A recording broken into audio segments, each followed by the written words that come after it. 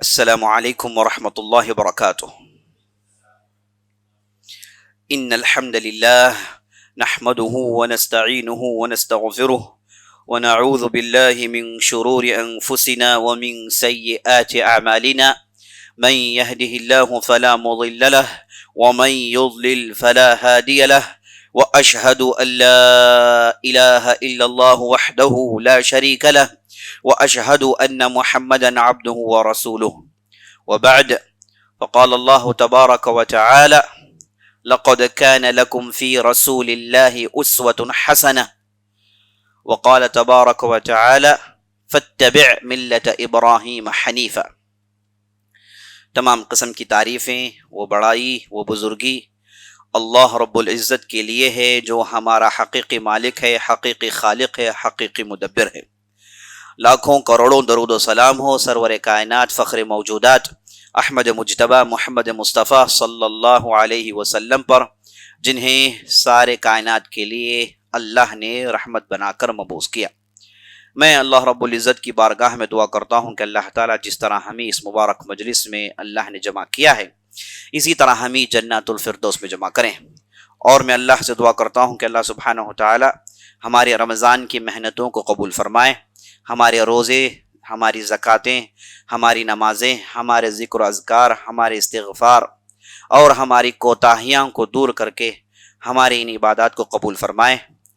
اور میں اللہ سے دعا کرتا ہوں کہ اللہ سبحانہ و تعالیٰ جیسے ہمیں اس مہینے کو عطا کیا تھا، اسی طرح ہماری زندگی میں ایسے مبارک مہینے بڑی تعداد میں آئیں اور ان میں ہم اسی طریقے سے بلکہ اس سے بہتر طریقے سے محنت کر کے ان مہینوں میں فائدہ اٹھائیں، آمین یا رب العالمین۔ عزیز ساتھیوں، بزرگوں، ماؤں، بہنوں اور خواتین اسلام، یہ موقع بڑا ہی غم اور بڑا ہی حزن کا موقع ہے کہ ہم اس مہینے کے آغاز میں ابھی ہم یہ کہہ رہے تھے کہ یا ایھا الذین آمنوا کتب علیکم الصیام کما کتب علی الذین من قبلکم لعلکم تتقون، اے لوگوں جو ایمان لائے ہو، تم پر اللہ نے روزے فرض قرار دیے ہیں جیسے اس سے پہلے والوں پر اللہ نے روزے فرض قرار دیے تھے، تاکہ تمہارے اندر وہ تقوی کا مادہ پیدا ہو۔ ابھی ہم یہ کہہ رہے تھے کہ شہر رمضان الذی انزل فیہ القرآن ھدی للناس وبینات من الھدی والفرقان، کہ رمضان کا مہینہ، مبارک مہینہ جس میں اللہ نے قرآن نازل کیا، جس میں تمام لوگوں کے لیے ہدایات اور ارشادات ہیں، ان چیزوں کو پڑھ رہے تھے۔ نبی صلی اللہ علیہ وسلم کی حدیث ہم سن رہے تھے، جس میں نبی صلی اللہ علیہ وسلم رمضان کے آغاز میں اپنے صحابہ کو جوڑ کر عام طور پر کہا کرتے تھے، یا ایھا الناس اتاکم شہر مبارک، اے لوگو مبارک مہینہ آ رہا ہے جس کی عبادت میں اتنے اتنے اجر ہیں۔ اس مہینے میں جنت کو کھول دیا جاتا ہے، جہنم کو بند کر دیا جاتا ہے، شیاطین کو جگڑ دیا جاتا ہے۔ ایسی قسم کے احادیث سن رہے تھے، اسی مہینے کو لے کر، اس کے آغاز کو لے کر گفتگو کر رہے تھے، لیکن پلک جھپکنے تک بڑی تیزی سے یہ پورا مہینہ نکل گیا ہے۔ اس لیے ہر بندے مومن کو اس مہینے کی فراق میں، اس مہینے کو الوداع کہنے میں انتہائی رنج و غم و ملال ہوتا ہے، لیکن یہ تقدیر کی بات ہے، اسے اللہ نے لکھا ہے، ایسا ہی اسے ہونا ہے۔ لیکن عقل مند آدمی وہ ہے جو اس مہینے سے نکلتا ہے، اس نے کچھ کیا، اس نے اس مہینے میں کچھ کیا ہو، اس نے اس مہینے میں کچھ انوکھا کیا ہو، اس مہینے میں اس نے کچھ عبادتیں کی ہو، اس مہینے میں اس نے اپنے دل کو کھولا ہو، اپنے دل کو سکڑا ہو، اپنے دل کو گھولا ہو، اس نے کچھ نہ کچھ کیا ہو، اور وہ جب اس مہینے سے نکلتا ہے تو ان چیزوں کو سوچ کر کم از کم اس کے دل میں خوشی ہوتی ہے کہ بھائی میں نے کچھ تو کیا۔ لیکن جو میں نے نہیں کیا، جو وقت میں نے ضائع کیا سونے میں، کھانے میں، خریداری میں، اسے سوچتا ہے آدمی تو اسے ایک قسم کی بے قراری ہوتی ہے۔ اب اس کے پاس صرف یہی ایک حل ہے کہ اللہ کی بارگاہ میں دعا کریں، کہیں کہ اللہ ہم سے جو کوتاہیاں ہو گئیں، ہم سے جو غلطیاں ہو گئیں، اے اللہ انہیں نیکیوں میں بدل دے، انہیں اچھائی میں بدل دے۔ اے اللہ ہمارے غلطیوں سے درگزر کر، ہمارے گناہوں سے عفو و درگزری کا معاملہ کر، یہی کہہ سکتا ہے، اس کے علاوہ اس کے پاس کچھ اور چیز نہیں ہے۔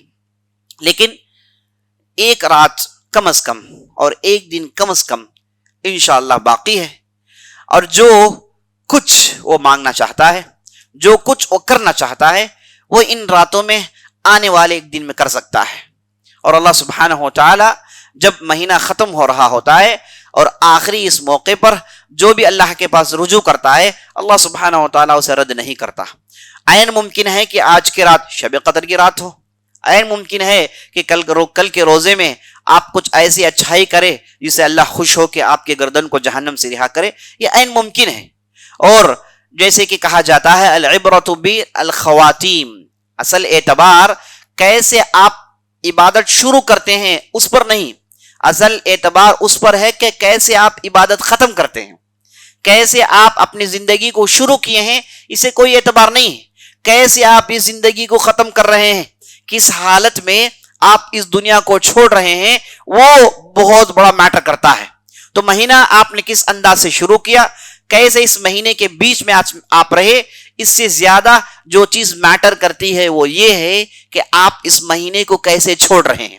آپ اس مہینے کو روتے ہوئے، استغفار کرتے ہوئے، رنج و ملال کے ساتھ، آئندہ اس میں جانے کی امید کے ساتھ اگر آپ اس مہینے کو چھوڑ رہے ہیں تو الحمدللہ آپ بہت ہی بڑا کام کر چکے ہیں، اس میں ذرا برابر بھی شک نہیں.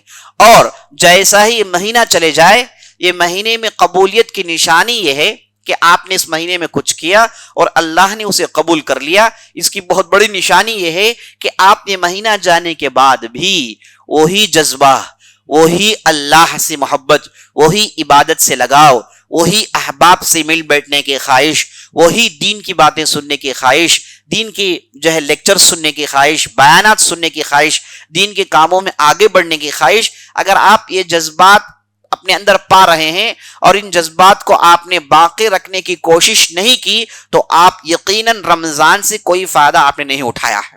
اگر آپ کے دل میں جذبہ ہے کہ نہیں میں ان چیزوں کو مینٹین کروں گا اور حد المقدور کوشش کروں گا کہ میں ان چیزوں کو کرتا رہوں تو آپ نے اس مہینے سے بھرپور فائدہ اٹھایا ہے. اور میں آپ کو یہ بھی بتا دیتا ہوں کہ آپ اس جذبے کو اس وقت باقی رکھ سکتے ہیں جب آپ نے اپنے ماحول کو نہیں چھوڑا. جو ماحول بنتا ہے، جو لوگ آپ کو ملتے ہیں، اس ماحول کو اگر آپ کنٹینیو کریں گے تو یہ جذبات آپ کے ساتھ رہیں گے. اگر آپ اس ماحول کو چھوڑ دیں گے، اسے کٹ کر دیں گے تو آپ کے ساتھ یہ جذبات بہت دیر تک رہ نہیں سکتے. یہ جذبات چند دنوں کے بعد ٹھپ ہو جائیں گے، چند دنوں کے بعد یہ جذبات کمزور پڑ جائیں گے. تو اس لیے ماحول کا بہت ہی بڑا اثر ہوتا ہے.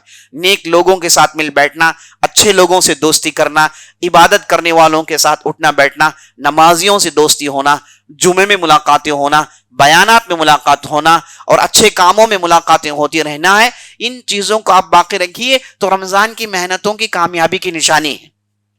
اگر آپ نے رمضان کے بعد اپنی زندگی کو مکمل طور پر بدل لیا، نئی مصروفیات کو آپ نے اختیار کر لیا، نئے چہروں کو اپنے قریب کر لیا، رمضان کے ان ساتھیوں کو، رمضان کے ان بہترین موقعوں کو آپ نے بھلا دیا تو پھر آپ ضرور بھی ضرور اس رمضان سے کچھ فائدہ نہیں اٹھائے ہیں.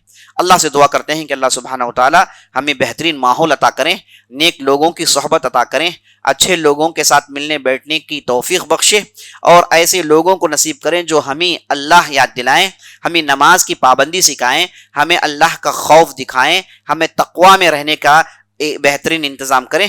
آمین یا رب العالمین. عزیز ساتھیو، آج ہم جس شخصیت کو دیکھنے والے ہیں یہ بہت ہی اہم شخصیت ہے.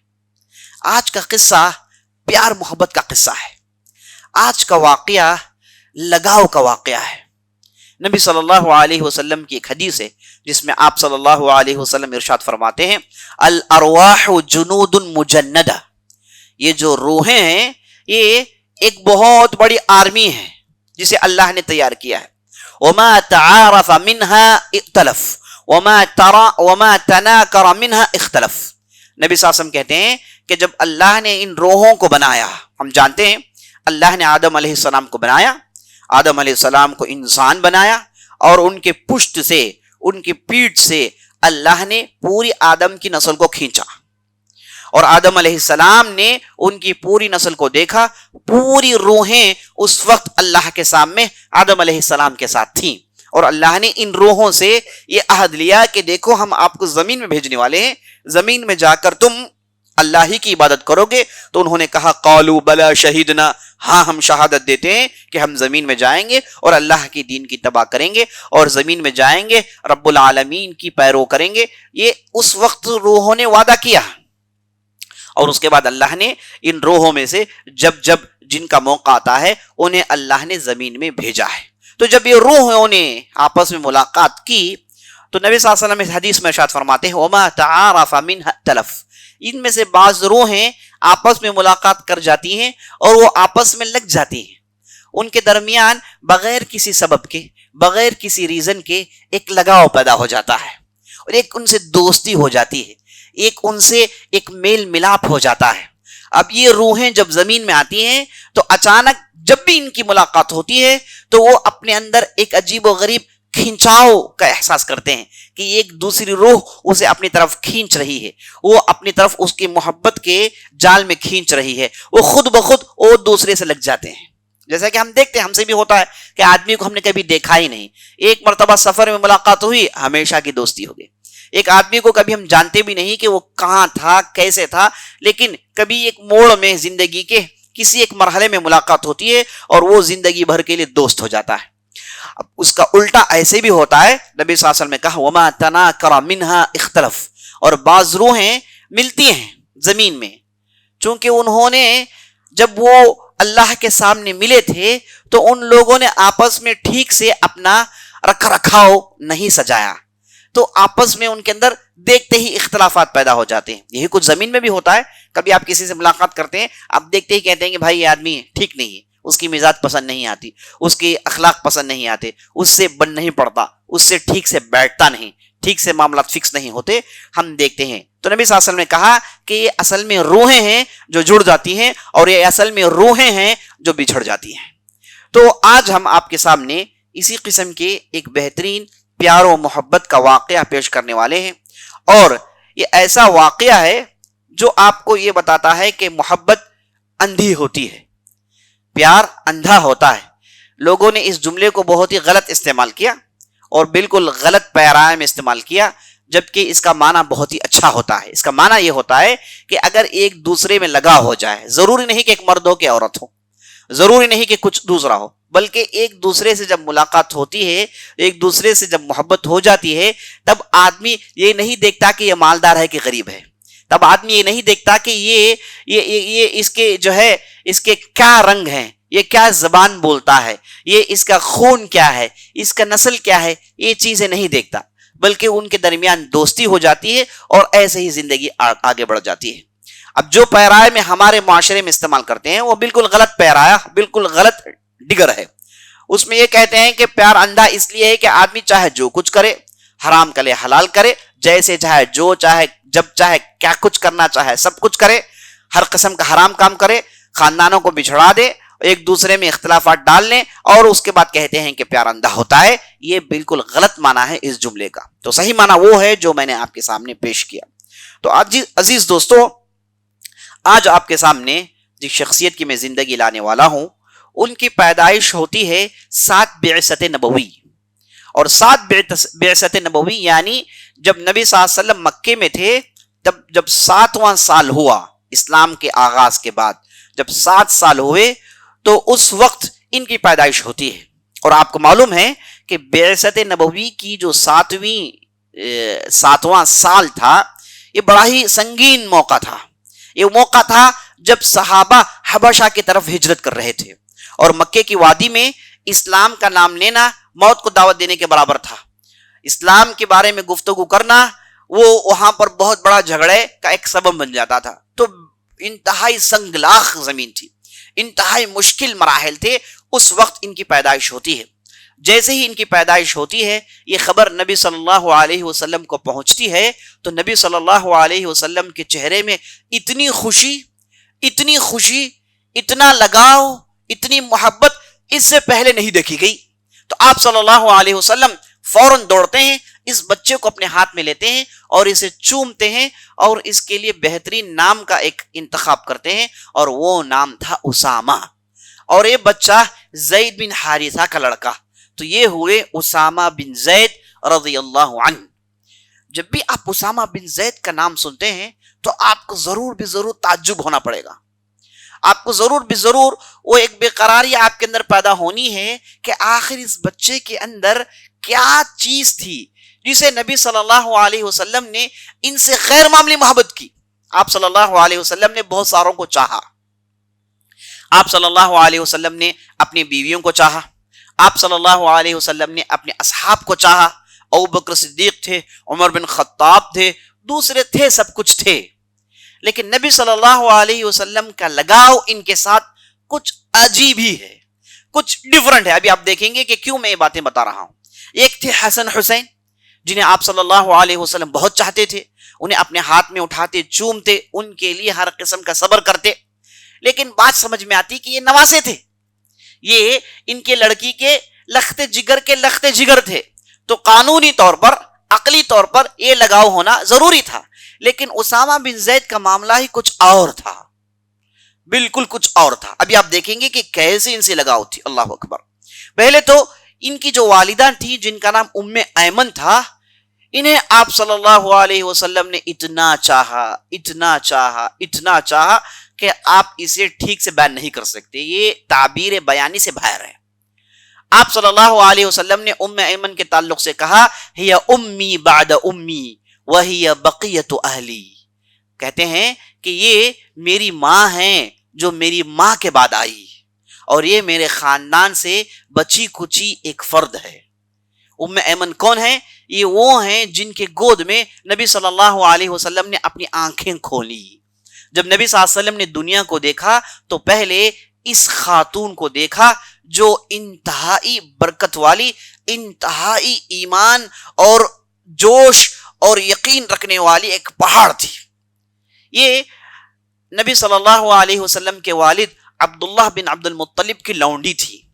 ان کا تعلق حبشہ سے تھا. حبشہ سے اس زمانے میں لوگوں کو بطور غلام مکہ لایا جاتا تھا. تو نبی صلی اللہ علیہ وسلم کے والد نے انہیں مکے کے ایک بازار میں خریدا.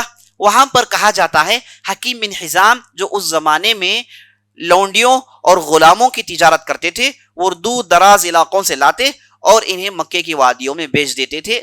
تو یہاں پر عبداللہ بن عبد المطلب نے ام ایمن کو خریدا اپنی گھر کی حفاظت کے لیے اور گھر کی خدمت کے لیے. تو یہ ان کے والد کی, آپ صلی اللہ علیہ وسلم کے والد کی لونڈی تھی. اور آپ صلی اللہ علیہ وسلم کی شادی ہوتی ہے آمینہ بنت وہب, جیسے ہم جانتے ہیں. تو جب ان دونوں کی شادی ہوئی تو ان دونوں کی خدمت کرنے والی یہی ام ایمن تھی. اور آپ صلی اللہ علیہ وسلم کے والد ایک بہت ہی بڑے مالدار آدمی ایسے نہیں تھے, نہ وہ انتہائی غریب تھے. ان کی زندگی بالکل ہلکی پھلکی معمولی سی مکے کی وادیوں میں تھی. یہ ان کے والد تھے جن کا نام عبد المطلب تھا, یہ کافی مشہور تھے. ان کے یہاں 10-12 بیٹے تھے. ان بیٹوں میں سے ایک بیٹے جن کا نام عبداللہ تھا جو نبی صلی اللہ علیہ وسلم کے والد تھے.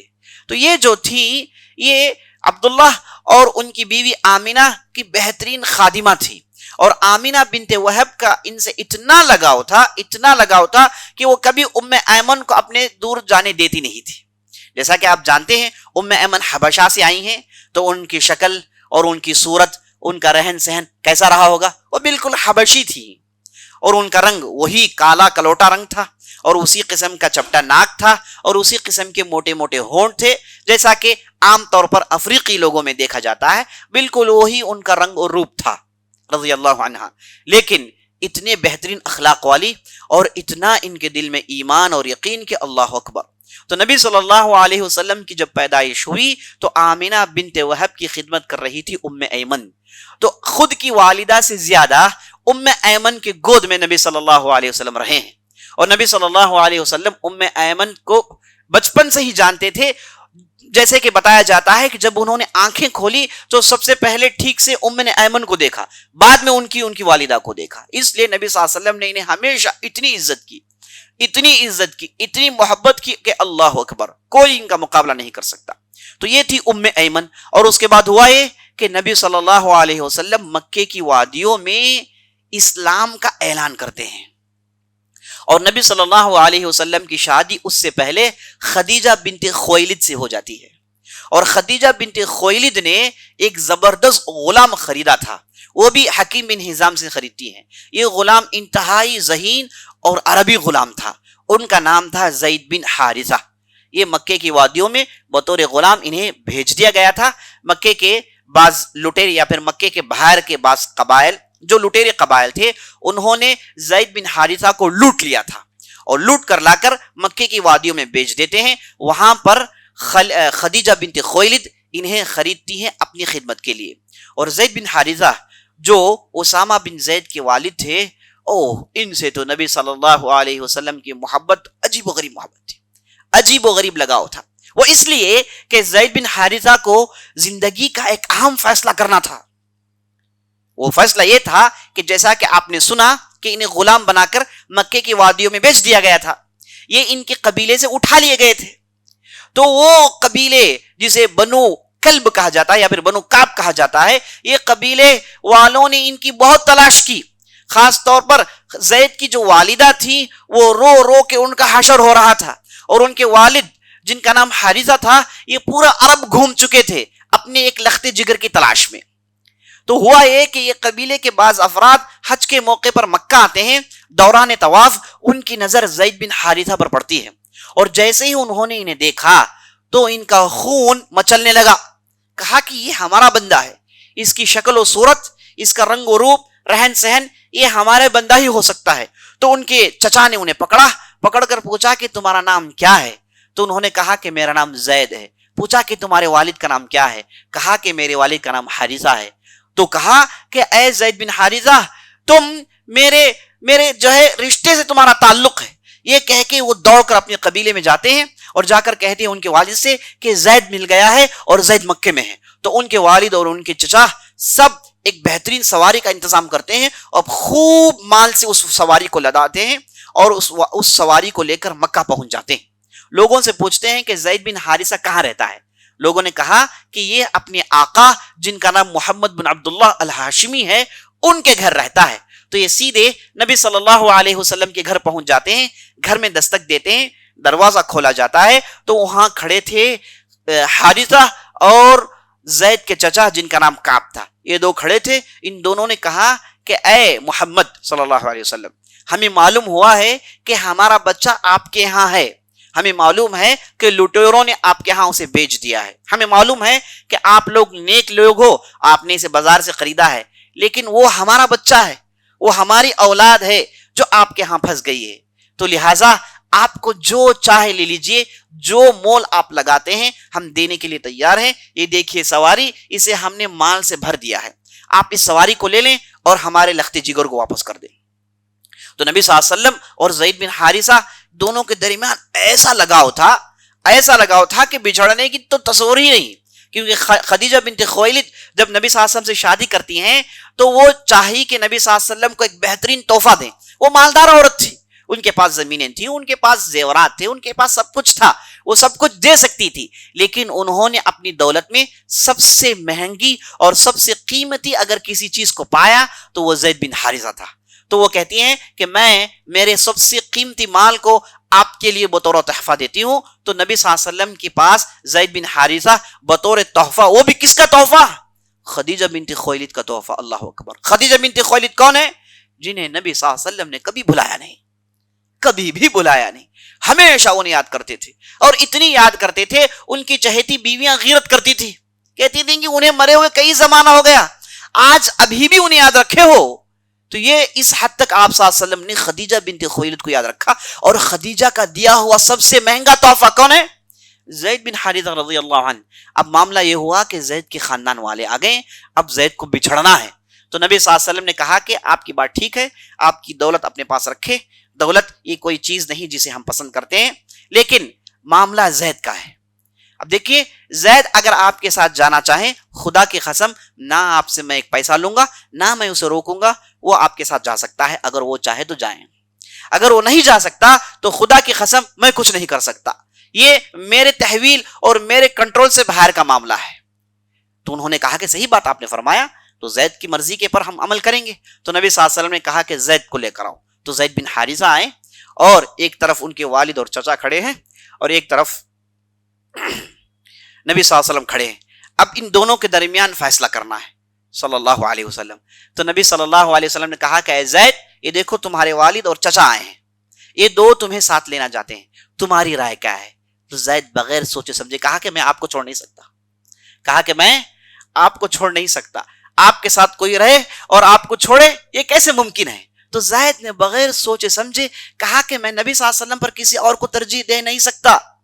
تو ان کے والد نے چیخ کر کہا اے لونڈے ہمیشہ غلام رہنا چاہو گے کیا؟ ہمیشہ تو ایسی زندگی گزارنا چاہتا کیا؟ چل تیرے قبیلے، ہمارا قبیلہ مالدار قبیلہ ہے، ہمارے پاس سب کچھ ہے، تو کیوں غلام بن کر رہے گا؟ ان کے چاچا نے ڈانٹا. تو نبی صلی اللہ علیہ وسلم نے جب اس بچے کے اختیار کو دیکھا، اس بچے کی اس ترجیح کو دیکھا اور ان کے چاچا اور ان کے والد کی ڈانٹ کو سنا، تو زید کا ہاتھ پکڑتے ہیں اور سیدھے کعبے میں لے کر جاتے ہیں اور قریش کے سرداروں کے درمیان کھڑے ہو گئے. اب کھڑا ہوا ہے عبد المطلب کا لڑکا، جو پورا قریش ان کے طرف دیکھ رہا تھا کہ عبد المطلب کا لڑکا ہے، اس کی بات کا دم ہے. تو سارے سردار جمع ہو گئے. تو نبی صلی اللہ علیہ وسلم نے کہا کہ اے لوگوں سن لو، آج کے بعد زید بن حارثہ نہیں، یہ آج کے بعد زید بن محمد کہلوائے گا. آج کے بعد یہ میرا لڑکا ہے، اسے میری وراثت میں حصہ ملے گا، یہ میرا پراپر اور لیگل لڑکا ہوگا. نبی صلی اللہ علیہ وسلم نے کعبے میں اعلان کیا اور سرداران قریش نے اسے سنا. اور اس زمانے میں اس قسم کی بچوں کو اڈاپشن کرنا جائز تھا، تو سبوں نے نبی صلی اللہ علیہ وسلم کی بات پر مہر لگایا. اور ان کے والد اور ان کے چچا انہیں خوشی ملی کہ اب یہ غلامی سے باہر نکل گیا اور مکے کی وادی میں بنو ہاشم کے قبیلے میں، محمد کے خاندان میں، ان کے گھر میں بطور لڑکا رہے گا. اس سے بڑی نصیب اور سعادت کی بات کیا ہے؟ یہ کہہ کے انہوں نے اس بچے کو کہا کہ تجھے اللہ خوش رکھے اور جب بھی چاہے تو ہم سے ملاقات کر سکتا ہے. اور نبی صلی اللہ علیہ وسلم نے کہا کہ آپ جب بھی آئیں آپ اپنے لڑکے کو دیکھ سکتے ہیں، کوئی روک تھام نہیں. اور والد اور ان کے چچا خوشی خوشی واپس ہو جاتے ہیں. تو زید بن حارثہ کا یہ اختیار، یہ چناؤ عین موقع پر، انہیں نہیں معلوم کہ یہ دنیا کا بہترین آدمی بننے والا ہے، انہیں نہیں معلوم کہ یہ رسول بننے والے ہیں، انہیں نہیں معلوم کہ یہ رسالت مآب آخر النبیین ہیں، نہیں معلوم. لیکن وہ اخلاق تھے. اللہ اکبر. یہ غلام اپنے آقا کو کبھی نہیں چنتا، یاد رکھ لیں. یہ غلام اپنے آقا کو نفرت کی نظر سے دیکھتا ہے، کیونکہ اس کی حرکتیں، اس سے کام جو اس انداز سے لیا جاتا ہے وہ اسے نفرت کرتا ہے. یہ کبھی بھی ایسا نہیں ہوا کہ غلام اپنے آقا کو اپنے والدین پر ترجیح دیں. کبھی بھی تاریخ میں واقعہ پیش نہیں آیا. تو تاریخ نے، چشم فلک نے پہلی مرتبہ یہ دیکھا کہ ایک غلام اپنے والد پر اپنے آقا کو ترجیح دیتا ہے. تو یہاں پر صرف اور صرف محمد رسول اللہ صلی اللہ علیہ وسلم کا انصاف، محمد رسول اللہ صلی اللہ علیہ وسلم کے اخلاق تھے جو زید بن حارثہ کو غلام بنا لیا. زید بن حارثہ محمد کے غلام تھے، جسمانی طور پر نہیں. زید بن حارثہ محمد صلی اللہ علیہ وسلم کے غلام تھے روحانی طور پر. ایسا لگاؤ کہ چھوڑ نہیں سکے. تو نبی صلی اللہ علیہ وسلم نے انہیں نعم البدل دیا اور اس کے بعد مکے کی وادیوں میں زید بن محمد کہلوائے. لوگوں نے انہیں زید بن محمد ہی کہا، اس کے علاوہ ان کے لیے کوئی دوسرا ٹائٹل نہیں تھا. اور نبی صلی اللہ علیہ وسلم نے پہلے سے تو ان کے ہاں کوئی مرد لڑکا نہیں تھا. اور زید بن حارثہ جو اس سے پہلے زید بن محمد کہلوا چکے تھے، نبی صلی اللہ علیہ وسلم نے جب یہ قانون، یہ سسٹم اللہ نے لایا کہ منہ بھولے بیٹے کا کوئی سسٹم اسلام میں نہیں ہے. یہ اڈاپشن میں اپنے بیٹے کا مقام کسی اور کو دے نہیں سکتے. اللہ نے اس لا کو ختم کیا اور اس لا کو پورے شد و مت کے ساتھ ختم کیا اور عربوں کے پورے تصور کو ختم کیا گیا. وہاں پر نبی صلی اللہ علیہ وسلم نے انہیں کہا کہ یہ میرا لڑکا نہیں، یہ زید بن حارثہ ہی ہوگا. نبی صلی اللہ علیہ وسلم نے کہا، یہاں تک کہ اپنی ایک بیوی کو طلاق دیا اور کہا کہ زید بن حارثہ نے ان کی بیوی کو طلاق دیا. تو نبی صلی اللہ علیہ وسلم نے ان سے شادی کر لی تاکہ یہ جو سسٹم اللہ نے بنایا اس سسٹم پر مہر لگائے. حالانکہ ڈھیر ساری مخالفتیں آئیں، لیکن نبی صلی اللہ علیہ وسلم نے انہیں بطور سسٹم، بطور قانون زید بن حارثہ کہا. لیکن وہ جو بیٹے کا مرتبہ انہوں نے دے دیا تھا کبھی بھی اسے نہیں لیا، کبھی بھی ان سے وہ لگاؤ تھا ہی تھا. عجیب و غریب جو ہے ان کی محبت ہے. مائیں عائشہ کہتی ہیں کہ زید بن حارثہ کا معاملہ تو ایسا ہے کہ نبی صلی اللہ علیہ وسلم کبھی انہیں بھیجنا پسند نہیں کرتے.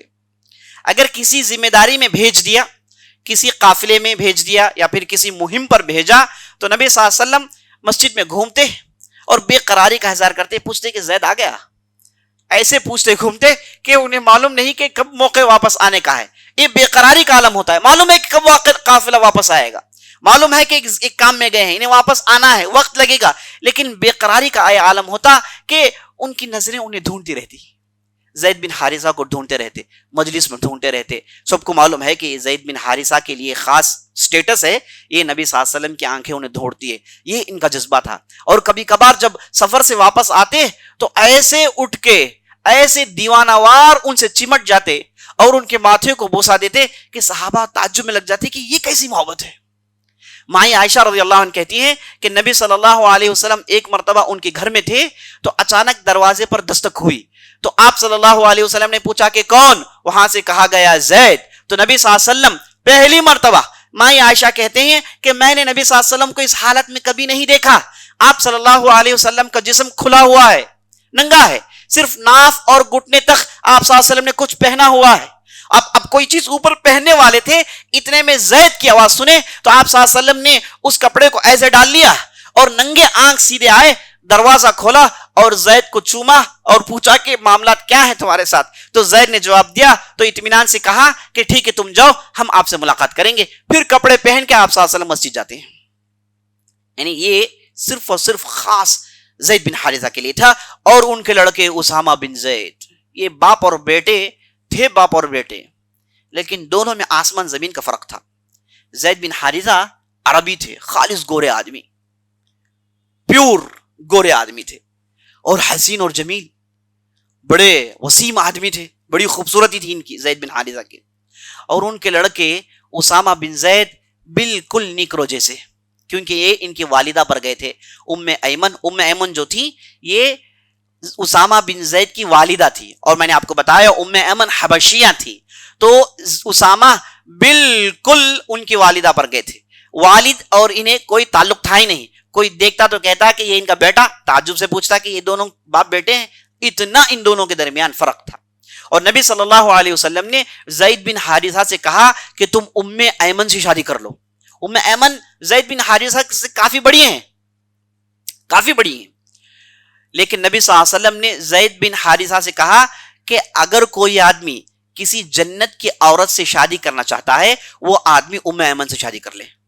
اگر کوئی آدمی جنت کی عورت سے شادی کرنا چاہتا ہے، مانا یہ کہ نبی صلی اللہ علیہ وسلم نے ام ایمن کو جنت کا سٹیٹس دے دیا، کہا کہ یہ جنتی عورت ہے، اور وہ تھی بھی ایسی ہی۔ نبی صلی اللہ علیہ وسلم ایک ایسی عورت، اللہ اکبر، ایک ایسی عورت جس نے نبی صلی اللہ علیہ وسلم کو گود میں رکھا، ایسی عورت جسے نبی صلی اللہ علیہ وسلم کو کھیلتے ہوئے دیکھا، ایک ایسی عورت جسے نبی صلی اللہ علیہ وسلم کو ڈانٹتے ہوئے دیکھا، ایک ایسی عورت جو نبی صلی اللہ علیہ وسلم کو نوجوان ہو کر مکے کی وادیوں میں گھومتے ہوئے دیکھتی ہے، ایک ایسی عورت جو نبی صلی اللہ علیہ وسلم کو نبوت کا دعویٰ کرنا دیکھتی ہے اور رسالت کا دعویٰ کرنا دیکھتی ہے اور ان پر دشمنوں کو ٹوٹ پڑنا دیکھتی ہے، ان کے درمیان ان کی حفاظت کرنا وہ بھی کرتی ہے۔ اور نبی صلی اللہ علیہ وسلم مدینہ جاتے ہیں، وہاں پر مجاہد اور وہاں پر ایک بہت بڑے بادشاہ کا مرتبہ وہ بھی دیکھتی ہیں، اور ان کی وفات ہوتی ہے وہ بھی دیکھتی ہیں، ان کے جانشین آتے ہیں ابوبکر انہیں دیکھتی ہیں، ان کے جانشین عمر آتے ہیں انہیں دیکھتی ہے، اس کے بعد وفات پاتی ہے۔ اللہ اکبر، ایک ایسی عورت جن کے سامنے نبی صلی اللہ علیہ وسلم کی پوری زندگی تھی وہ تھی ام ایمن، ان کے علاوہ کوئی عورت دنیا میں نہیں تھی۔ قربان جائیں اس عورت پر، کیسا مرتبہ اور کیسا منصب انہوں نے حاصل کیا، اور کیا ہی بہترین زندگی گزاری۔ نبی صلی اللہ علیہ وسلم انہیں ہمیشہ کہتے تھے کہ یہ میری ماں ہے، یہ میری ماں ہے، میری ماں کے بعد میری ماں ہے، یہ میرے خاندان کا حصہ ہے، میرے والد چلے گئے، میری والدہ چلے گی، لیکن اس نے مجھے چھوڑا رہی، یہ ہمیشہ میرے ساتھ رہی۔ تو یہ تھی ام ایمن رضی اللہ عنہ۔ تو جب یہ ان کی پہلی شادی ہوتی ہے اور ان کے شوہر وفات پا جاتے ہیں تو نبی صلی اللہ علیہ وسلم نے زید بن حارثہ سے کہا کہ آپ ان سے شادی کر لیں، حالانکہ عمر میں بڑی تھی، زید بن حارثہ کا حکم ہو گیا، بس سیدھے شادی ہو گئی۔ تو ان کے وہاں یہ پیدا ہوتے ہیں جن کا نام تھا اسامہ بن زید۔ ان کی پیدائش ہوتی ہے 7 بعثت نبوی میں، اس وقت جب نبی صلی اللہ علیہ وسلم کی حالت بڑی پریشان کن حالت تھی، اور سارے مکے کی وادیوں میں اسلام اور مسلمانوں کے لیے انگار اور تلوار کے علاوہ کچھ تھا ہی نہیں، وہاں پر مسلمانوں پر حملہ کرنا اس کے علاوہ کچھ تھا ہی نہیں۔ ایسے موقع پر جب اسامہ پیدا ہوئے تو صحابہ نے، جو اس وقت مٹھی بھر صحابہ جو اسلام قبول کیے تھے، انہوں نے نبی صلی اللہ علیہ وسلم کے چہرے میں پہلی مرتبہ اس قسم کی خوشی دیکھی کہ ام ایمن اور زید بن حارثہ کے ہاں ایک بچہ پیدا ہوا ہے۔ اور ام ایمن عزیز ساتھیوں وہ عورت تھی جو خدیجہ بنت خویلد کے بعد اسلام قبول کرتی ہے۔ ان کا نمبر 2 ہے، پہلے نمبر پر خدیجہ بنت خویلد ہے، ہم جانتے ہیں مردوں سے پہلے وہ اسلام قبول کرتی ہیں۔ جیسے ہی مالک نے اسلام قبول کیا ام ایمن کے لیے کوئی روک تھام نہیں، سیدھے کہا کہ میں مسلمان ہوتی ہوں۔ یہ نمبر 2 یہ ایمان لاتی ہیں، اللہ اکبر۔ سوچ لیجئے کہ کس بلند مرتبے کی عورت تھی.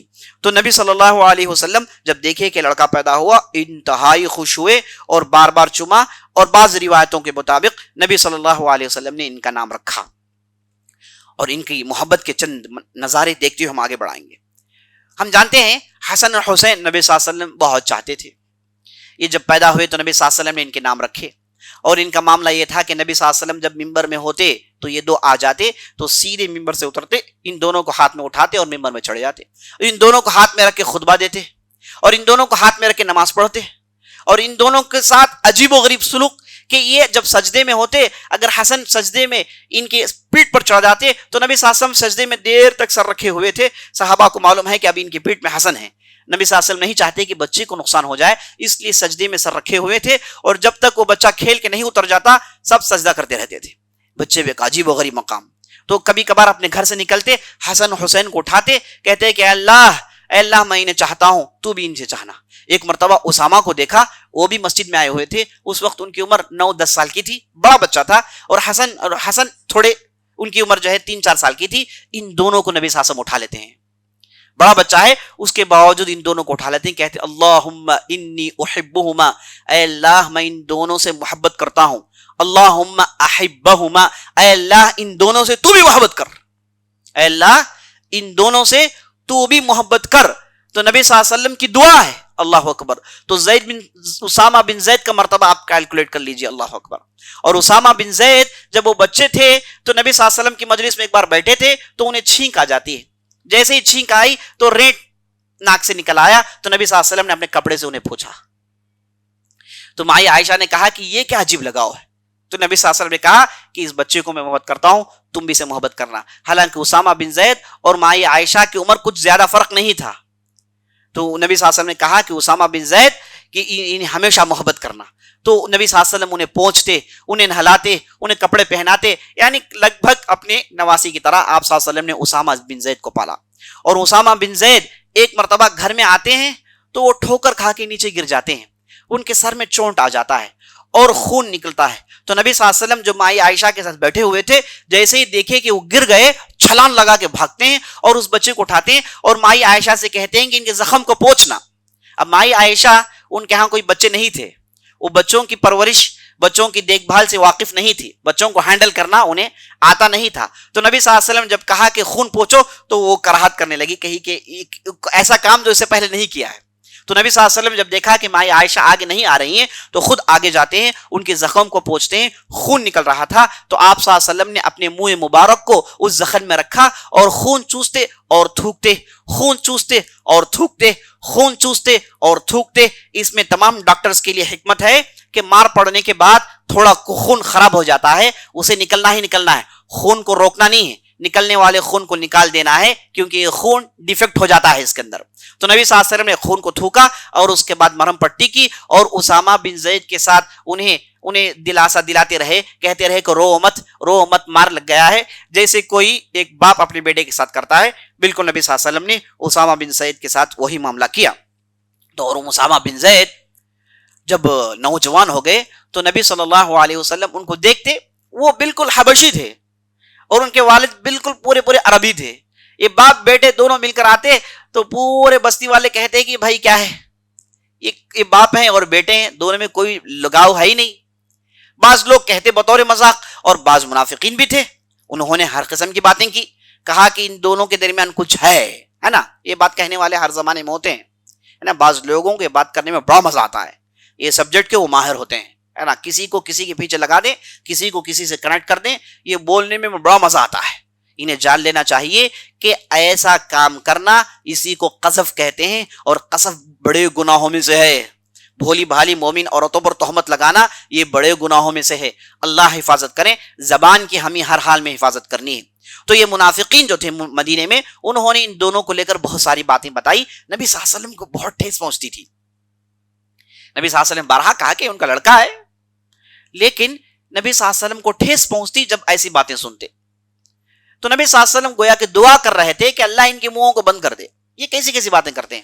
تو اتفاقاً ایک مرتبہ ہوا یہ کہ یہ دو باپ بیٹے مسجد میں سو رہے تھے. ان دونوں نے اپنے اوپر چادر اوڑا ہوا تھا, ان دونوں کے پیر فقط باہر تھے. چادر اوڑا ہوا تھا اور دونوں کے پیر ظاہر تھے. تو وہاں پر اتفاقاً ایک عرب ماہر آیا جسے قیاف کہتے ہیں. قیاف کہتے ہیں عربوں میں ان لوگوں کو جو لوگوں کے چہرے اور ان کی ناک منہ اور ان کے چمڑے اور ان کے چہرے کے مہرے کو دیکھ کر بتا دیتے تھے کہ یہ کس قبیلے کا ہے. چونکہ اس زمانے میں بچوں کا گمنا ہے نا، بچوں کا لوگوں کو اٹھا کر لے جانا یہ عام تھا. تو اس لیے ایسے ماہرین پیدا ہو گئے جو بچے اس کے شکل اور اس کی مورت کو دیکھ کر بتا دیتے تھے کہ یہ اس سے ریلیٹڈ ہے، یہ فلاں قبیلے کا ہے. اور اس کے ماہرین بہت سارے تھے اور ابو بکر صدیق بھی اس کے بہت بڑے ماہر تھے رضی اللہ عنہ. اور جو ہے عباس بن عبد المطلب اس کی جو ہے مہارت رکھتے تھے. جو اب ہر آدمی اپنے قبیلے کے بعض عادات کو جانتا ہے. تو نبی صلی اللہ علیہ وسلم کی جب وفات ہوئی تو عباس بن عبد المطلب نے کہا کہ ان کی وفات ہو گئی کیونکہ ہمارے قبیلے کے لوگ ایسی وفات پاتے ہیں، ایسی چیزیں ہوتی تھی. تو اسے قیاف کہا جاتا ہے. اور بعض ایسے بھی قیاف ہوتے جو عجیب و غریب ان کے اندر وہ ٹیلنٹ ہوتی تھی. یعنی مثال کے طور پر اگر کوئی آدمی چل کر گیا ہے تو اس کے پیر کی نشانی زمین میں یا پھر ریت میں ہے تو یہ لوگ اس پیر کو چھینکے بتا دے دیکھے یہ پیر مرد کا تھا کہ عورت کا، یہ پیر بچے کا ہے کہ بڑے کا، اس پیر والے کی عمر کتنی ہو سکتی ہے. اس قسم کے ان بعض لوگوں ہے نا عربوں کے پاس ٹیلنٹ تھی. سب کے پاس نہیں، بعض لوگ اس کے ماہرین ہوتے ہیں.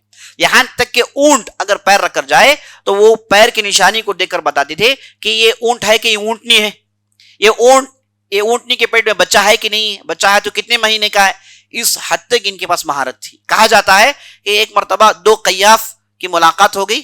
دونوں جو ہے یہ قدموں کے نشان کو دیکھ کر پہچاننے والے تھے. تو دونوں نے قدم کو دیکھا، دونوں میں چیلنج ہو گیا. ایک نے کہا کہ یہ اونٹ کا پیر ہے، دوسرے نے کہا کہ نہیں یہ اونٹنی کا پیر ہے. دونوں میں اختلاف ہو گیا. دونوں نے کہا کہ چلو دیکھتے ہیں.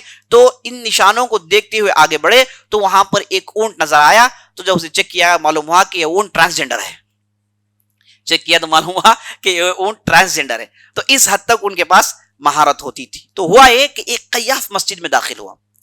اس نے جیسے ہی دیکھا کہ کوئی سو رہے ہیں تو ان دونوں کے قدموں کو دیکھا.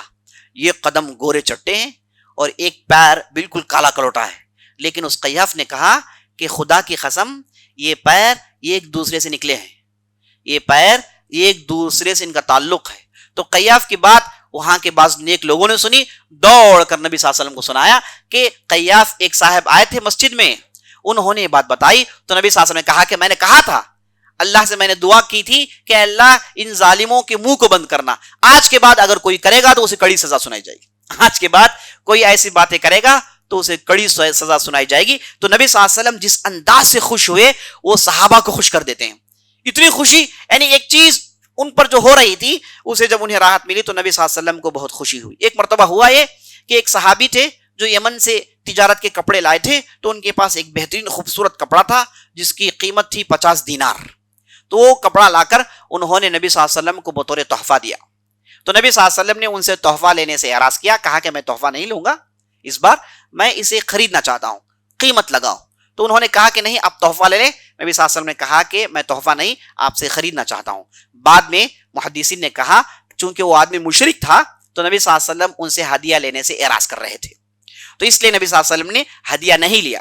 تو اس سے کہا کہ قیمت لگاؤ. تو اس نے کہا کہ 50 درہم لگیں گے. تو نبی صلی اللہ علیہ وسلم نے 50 درہم دی اور اس کپڑے کو لیا اور وہ پہن کر آپ صلی اللہ علیہ وسلم نے ایک مرتبہ خطبہ دیا. تو لوگوں نے نبی صلی اللہ علیہ وسلم کی خوبصورتی کو دیکھ کر بہت باتیں کی. تو نبی صلی اللہ علیہ وسلم نے ممبر سے اتر کر اس کپڑے کو نکالا اور اس کے بعد اسامہ بن زید کو بلا کر کہا کہ اے اسامہ یہ کپڑا آج سے آپ کا ہے. تو اسامہ بن زید اس وقت ان کی عمر 16 سال کی تھی. تو نبی صلی اللہ علیہ وسلم کے کپڑے انہیں فکس ہوتے ہیں تو معنی یہ کہ وہ جسمانی طور پر وہ بالکل فٹ ہو گئے تھے. تو نبی صلی اللہ علیہ وسلم کے کپڑے انہیں ٹھیک سے آ رہے تھے. تو یہ 16 سال کا بچہ نبی صلی اللہ علیہ وسلم کے کپڑے پہن کر، ایسے کپڑے جسے صحابہ نے نبی صلی اللہ علیہ وسلم کو پہنتے ہوئے دیکھا تھا، یہ کپڑے پہن کر بازار میں جاتے، اپنے دوستوں کے ساتھ جاتے تو سب ان عزت کی نظر سے دیکھتے کہ نبی صلی اللہ علیہ وسلم کا کپڑا یہ پہن کر آئے تھے. اور اسامہ بن زید اتنی ان سے لگاؤ، اتنی ان سے محبت، اور وہ بھی اس کے بالکل ڈیزرو کرنے والے تھے. انہوں نے بھی وہ کردار دکھائے جس کی امید نبی صلی اللہ علیہ وسلم کی اوپر تھی، اور وہ بھی کم عمر میں ہی اتنے ذہین فتین اور اتنے ہوشیار، اتنے سنجیدہ اور اتنے سمجھدار کہ اللہ اکبر. بڑے بڑوں نے انہیں اپنے پاس رکھنا چاہا اور بڑے ذہین اور فتین آدمی تھے. نبی صلی اللہ علیہ وسلم کبھی کبھار ان سے رائے مشورہ بھی کر لیتے تھے. اس حد تک ان کا لیول تھا اسامہ بن زید، جبکہ ان کی عمر 16 سال 17 سال کے آس پاس تھی۔ جب ان کی عمر 14 سال کی تھی اس وقت احد کی لڑائی ہوئی۔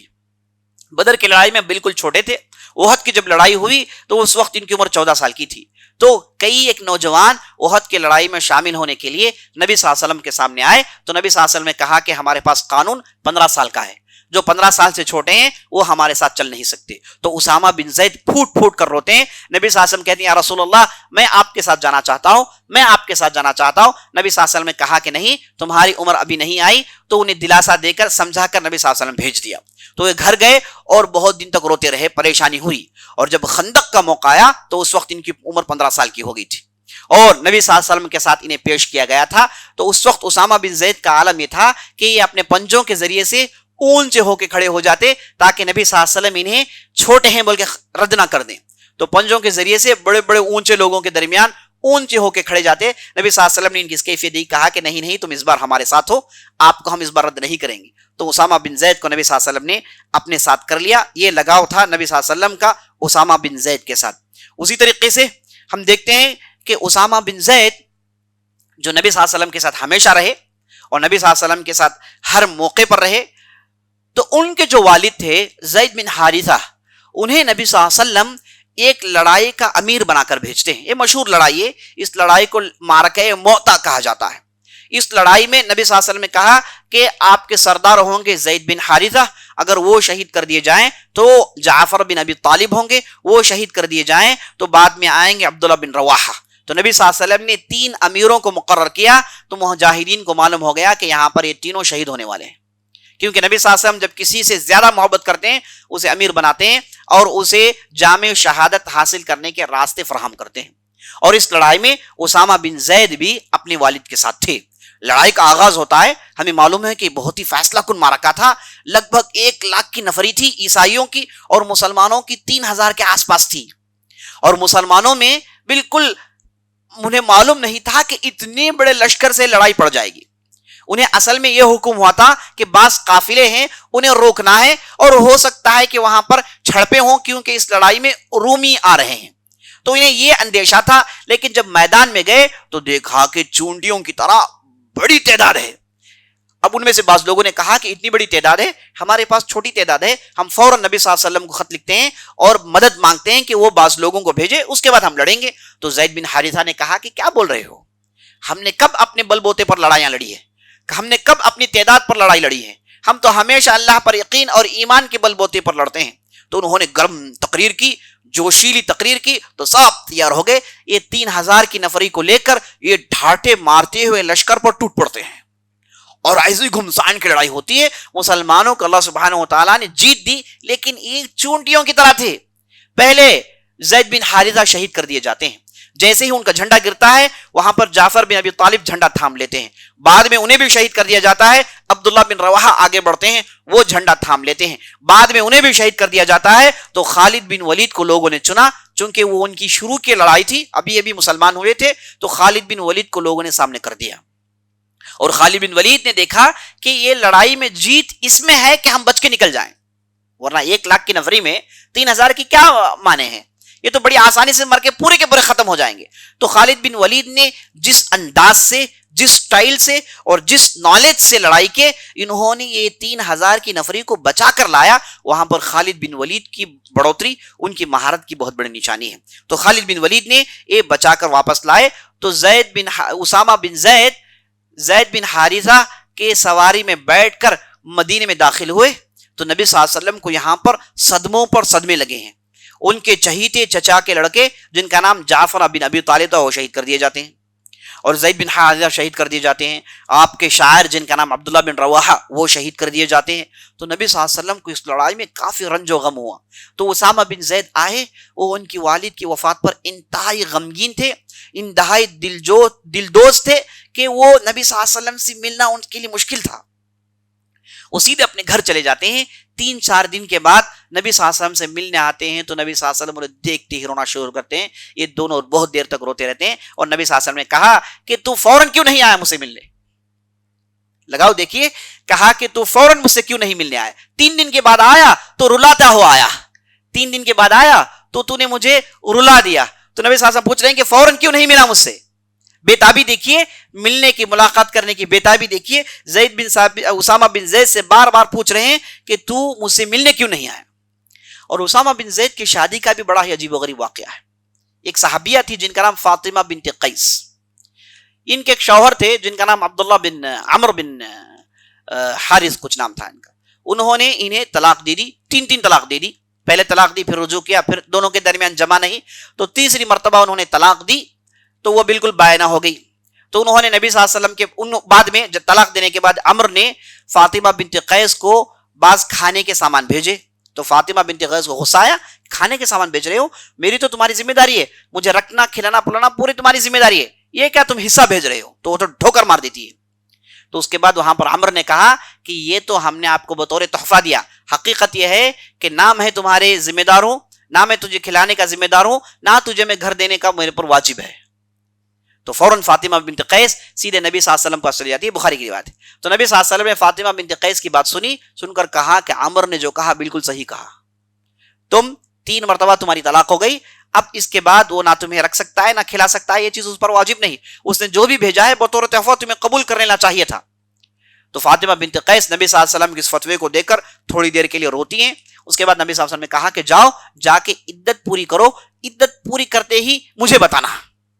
تو فاطمہ بنت قیس گئی عدت پوری کرنے کے لیے. نبی صلی اللہ علیہ وسلم نے کہا کہ جاؤ ام شریک کے گھر میں عدت پوری کرو. اس زمانے میں حالات اتنے نرم اور اتنے انوسنٹ لوگ تھے کہ کوئی بھی کسی کے گھر میں جا کے رہ سکتا تھا.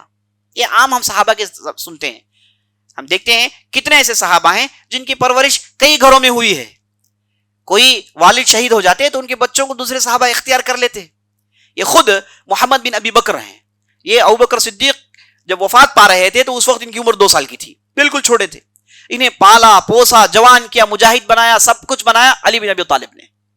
ایسے صحابہ کے پاس یہ عام تھا، بڑے بھولے سادہ لوگ تھے، دوسروں کا درد محسوس کرنے والے. ان کے پاس زیادہ تکلفات نہیں تھے اور ان کے عورتوں میں زیادہ تکلفات نہیں تھے، زیادہ جھگڑے نہیں تھے جو آج ہمارے معاشرے میں دیکھتے ہیں. ان کے گھر میں تمہیں جائیں گے کہ انہوں کیا بولے معلوم نہیں، ہم نے یہ جو جھنجٹ نہیں تھی اس زمانے میں.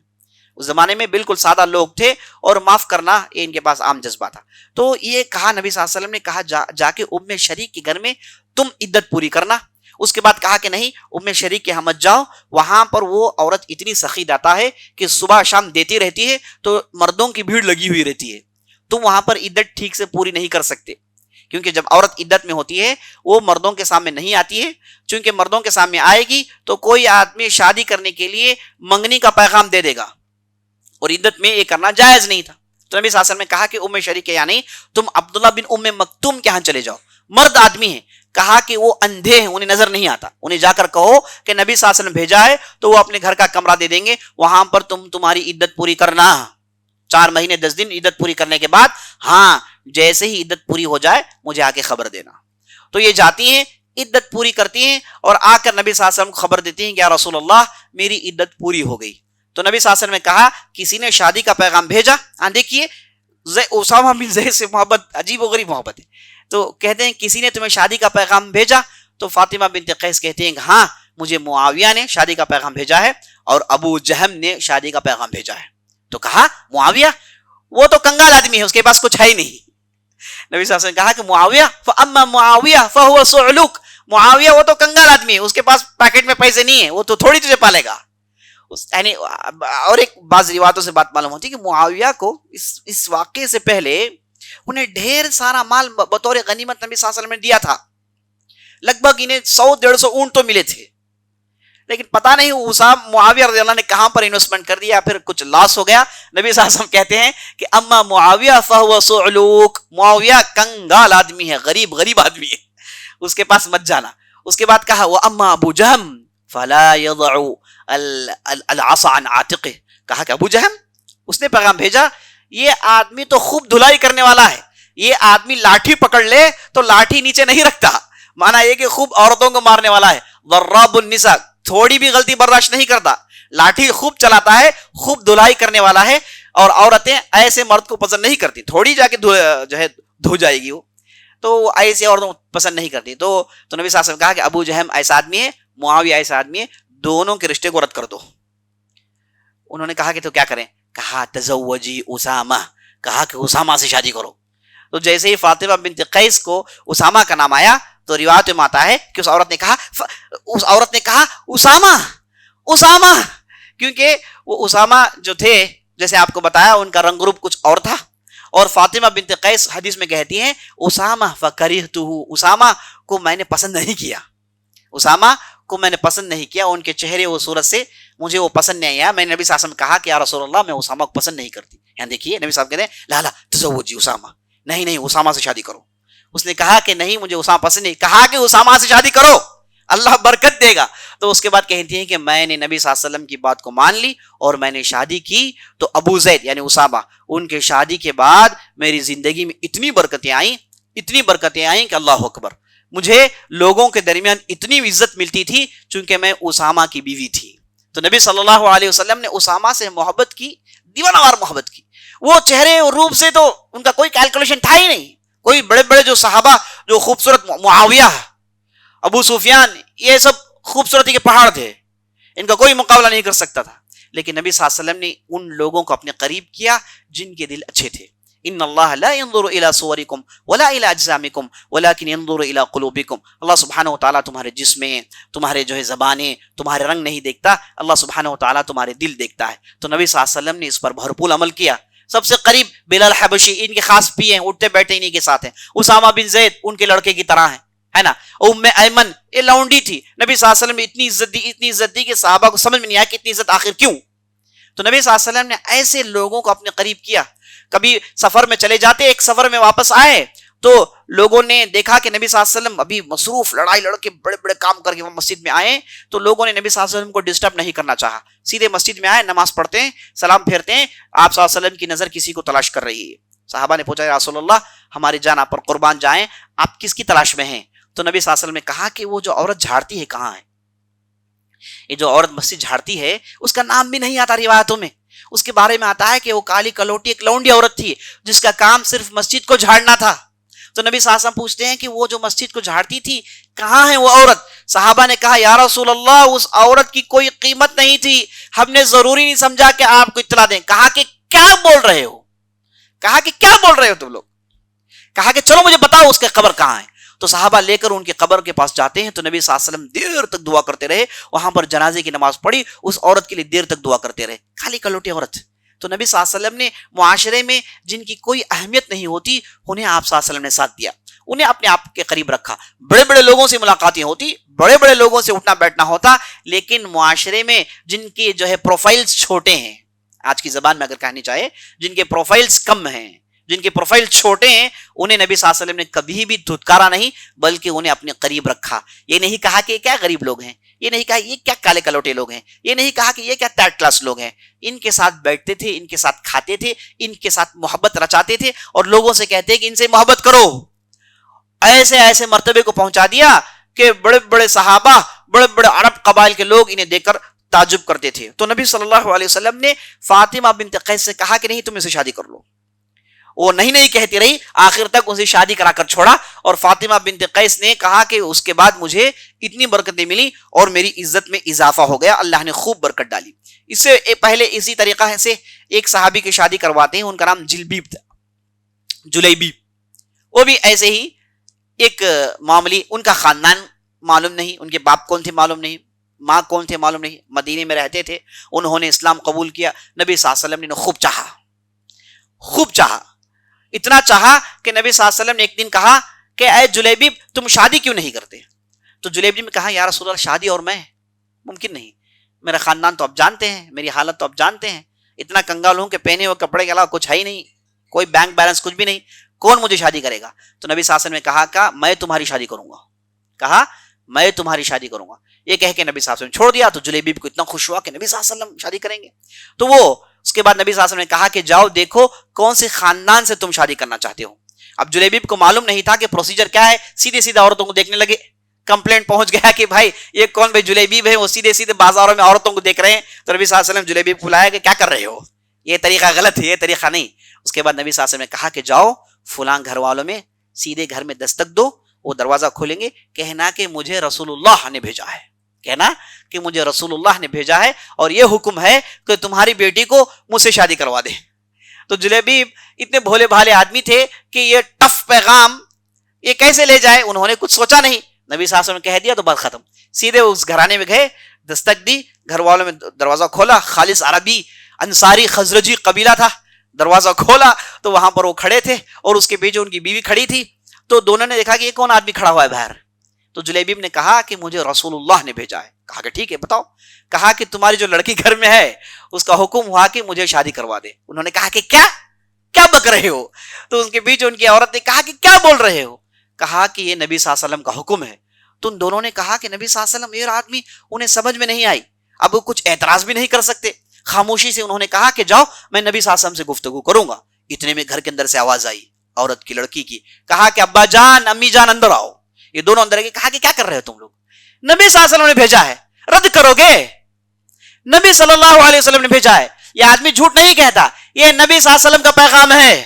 اس عورت نے نہ جلیبیب کو دیکھا، نہ ان کے رنگ سے واقف تھی، نہ ان کے دولت سے واقف تھی، نہ ان کے نسل سے واقف تھی، صرف نبی صلی اللہ علیہ وسلم کا پیغام تھا. تو اپنی والدین سے جھگڑ جاتی ہیں، والدین سے کہتی کہ بھیج دو گے، کیا کر رہے ہو؟ تو والد نے دیکھا کہ لڑکی کے پاس اطاعت نبوی کا اتنا جذبہ، کہا کہ جاؤ کہو کہ ہم مانتے ہیں. تو جلیبیب کھڑے تھے، انہیں پتا نہیں کہ کیا ہو رہا ہے. اندر سے وہ آئے، آ کر کہا کہ جاؤ رشتہ منظور ہے. تو جلیبیب کے پیروں تلے جو زمین تھی نکل گئی. جلیبیب راؤنڈ ہو گئے تھے تھوڑی دیر کے لیے، انہیں سمجھ میں نہیں آیا کہ کیا ہو رہا ہے، میری شادی اور اس گھرانے سے. اور دوڑتے ہوئے نبی صلی اللہ علیہ وسلم پاس گئے، کہا کہ یا رسول اللہ وہ لوگ مان گئے. تو نبی صلی اللہ علیہ وسلم مسکراتے ہیں. نبی صلی اللہ علیہ وسلم معلوم ہے کہ یہ لوگ آنے والے ہیں. تو وہ شام میں آئے تو نبی صلی اللہ علیہ وسلم نے جلیبیب سے شادی کروا دی. جلیبیب سے پوچھا کہ کیا ہے تمہارے پاس؟ کہا کہ کچھ بھی نہیں ہے. کہا کہ کچھ بھی نہیں ہے. تو نبی صلی اللہ علیہ وسلم نے ان کے لیے چند سامان ارینج کیے اپنے طرف سے. کہا کہ یہ ہے مہر اور اس لڑکی جو لے جاؤ یہ تمہاری بیوی ہے. تو لڑکی کو لے کر جاتے ہیں.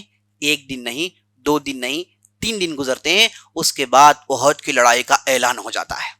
قربان جائیں اس رسول صلی اللہ علیہ وسلم اور اس نبی پر. بڑے بڑے کام میں مصروف ہیں لیکن چھوٹے چھوٹے لوگوں کی دلوں کو بھی رکھتے ہیں. چھوٹے چھوٹے لوگوں کے معاملات، سب کے معاملات جانتے ہیں. شادی کی کسی ضرورت ہے، کسی پیسے کی ضرورت ہے، کسی باپ کی ضرورت ہے، کسی ماں کی ضرورت ہے، کس عورت کو شوہر کی ضرورت ہے، یہ سب جانتے تھے صلی اللہ علیہ وسلم. تو 3 دن کے بعد احد کی لڑائی کا اعلان ہوا اور جلیب سب کو اعلان ہوا کہ سب کو باہر نکلنا ہے. اور جلیبی بھی تلوار لے کے نکل جاتے ہیں. نیا نوشا، ابھی 3 دن ہوئے، تلوار لے کے میدان میں آ جاتے ہیں. احد کی لڑائی ہوتی ہے، گھمسان کی لڑائی ہوتی ہے اور شہید کر دیے جاتے ہیں. تو جیسے ہی شہید ہو گئے، لڑائی ختم ہوئی، نبی صلی اللہ علیہ وسلم کے سامنے نعشیں لائی گئی. تو نبی صلی اللہ علیہ وسلم نے کہا کہ جاؤ فلاں کو دیکھو، جاؤ فلاں کو دیکھو. سب گئے، آ کر کہا کہ صاحب نعشیں موجود ہیں، کوئی مس نہیں ہوا. تو نبی صلی اللہ علیہ وسلم نے کہا لیکنی افقد جلیبیبا، مجھے جلیبیب نظر نہیں آ رہا ہے. نبی صلی اللہ علیہ وسلم نے کہا کہ مجھے جلیبیب نظر نہیں آ رہا ہے، نعشوں میں جلیبیب نہیں ہے، جاؤ دیکھو.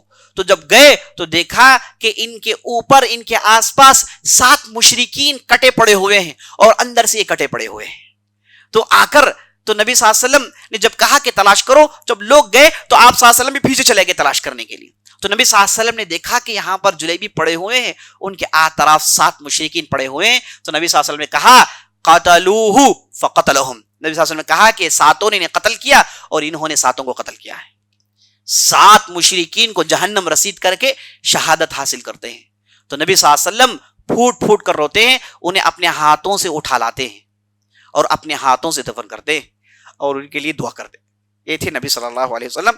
یہ تھا جلیبیب کا مسئلہ. تو نبی صلی اللہ علیہ وسلم نے ایسے لوگوں کو کبھی پیچھے نہیں کیا. تو یہاں پر نبی صلی اللہ علیہ وسلم نے فاطمہ بنت قیس سے کہا کہ شادی تمہیں کرنی ہے، اس کے علاوہ کوئی چارہ نہیں. تو فاطمہ بنت قیس شادی کرتی ہیں اور ان کے بدن سے محمد بن اسامہ پیدا ہوتے ہیں جو ان سے بالکل مختلف تھے اور ایک ہی ان کا لڑکا تھا.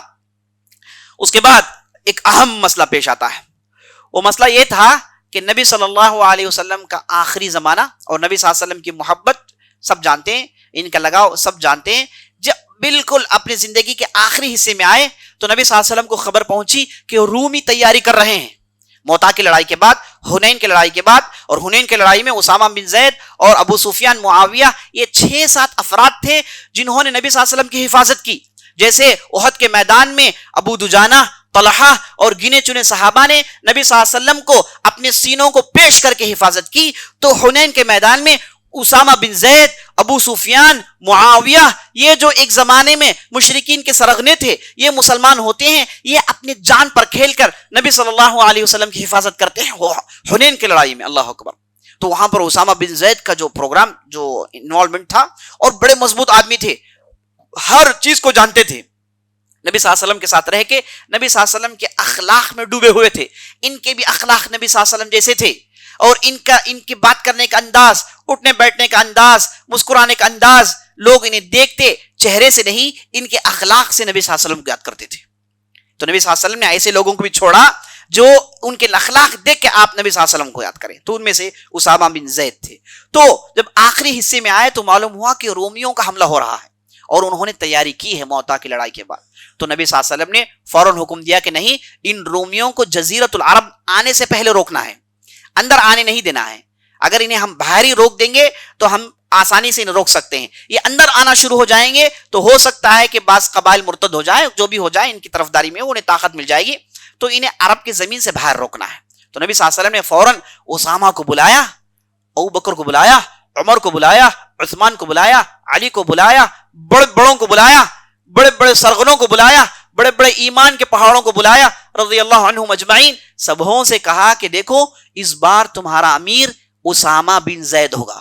اللہ اکبر، یہ بہت ہی بڑا شرف تھا، بہت ہی بڑا شرف تھا. ابو بکر ان کے ماتحت ہیں، عمر ان کے ماتحت ہیں، عثمان ان کے ماتحت ہیں، علی ان کے ماتحت ہیں، عشرہ مبشرین کے بڑے بڑے ایمان کے پہاڑ، سبوں کو زید بن حارث، اسامہ بن زید کے ماتحت کر دیا.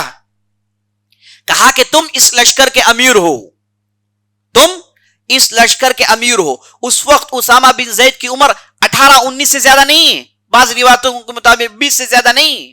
تو نبی صلی اللہ علیہ وسلم نے اسامہ کو کہا کہ تم اس کے امیر ہو، اور کہا کہ لشکر کی تیاری ہو. تو لشکر کی تیاری بڑے زور شور سے ہوئی، اور لشکر کو آپ صلی اللہ علیہ وسلم نے روانہ کیا.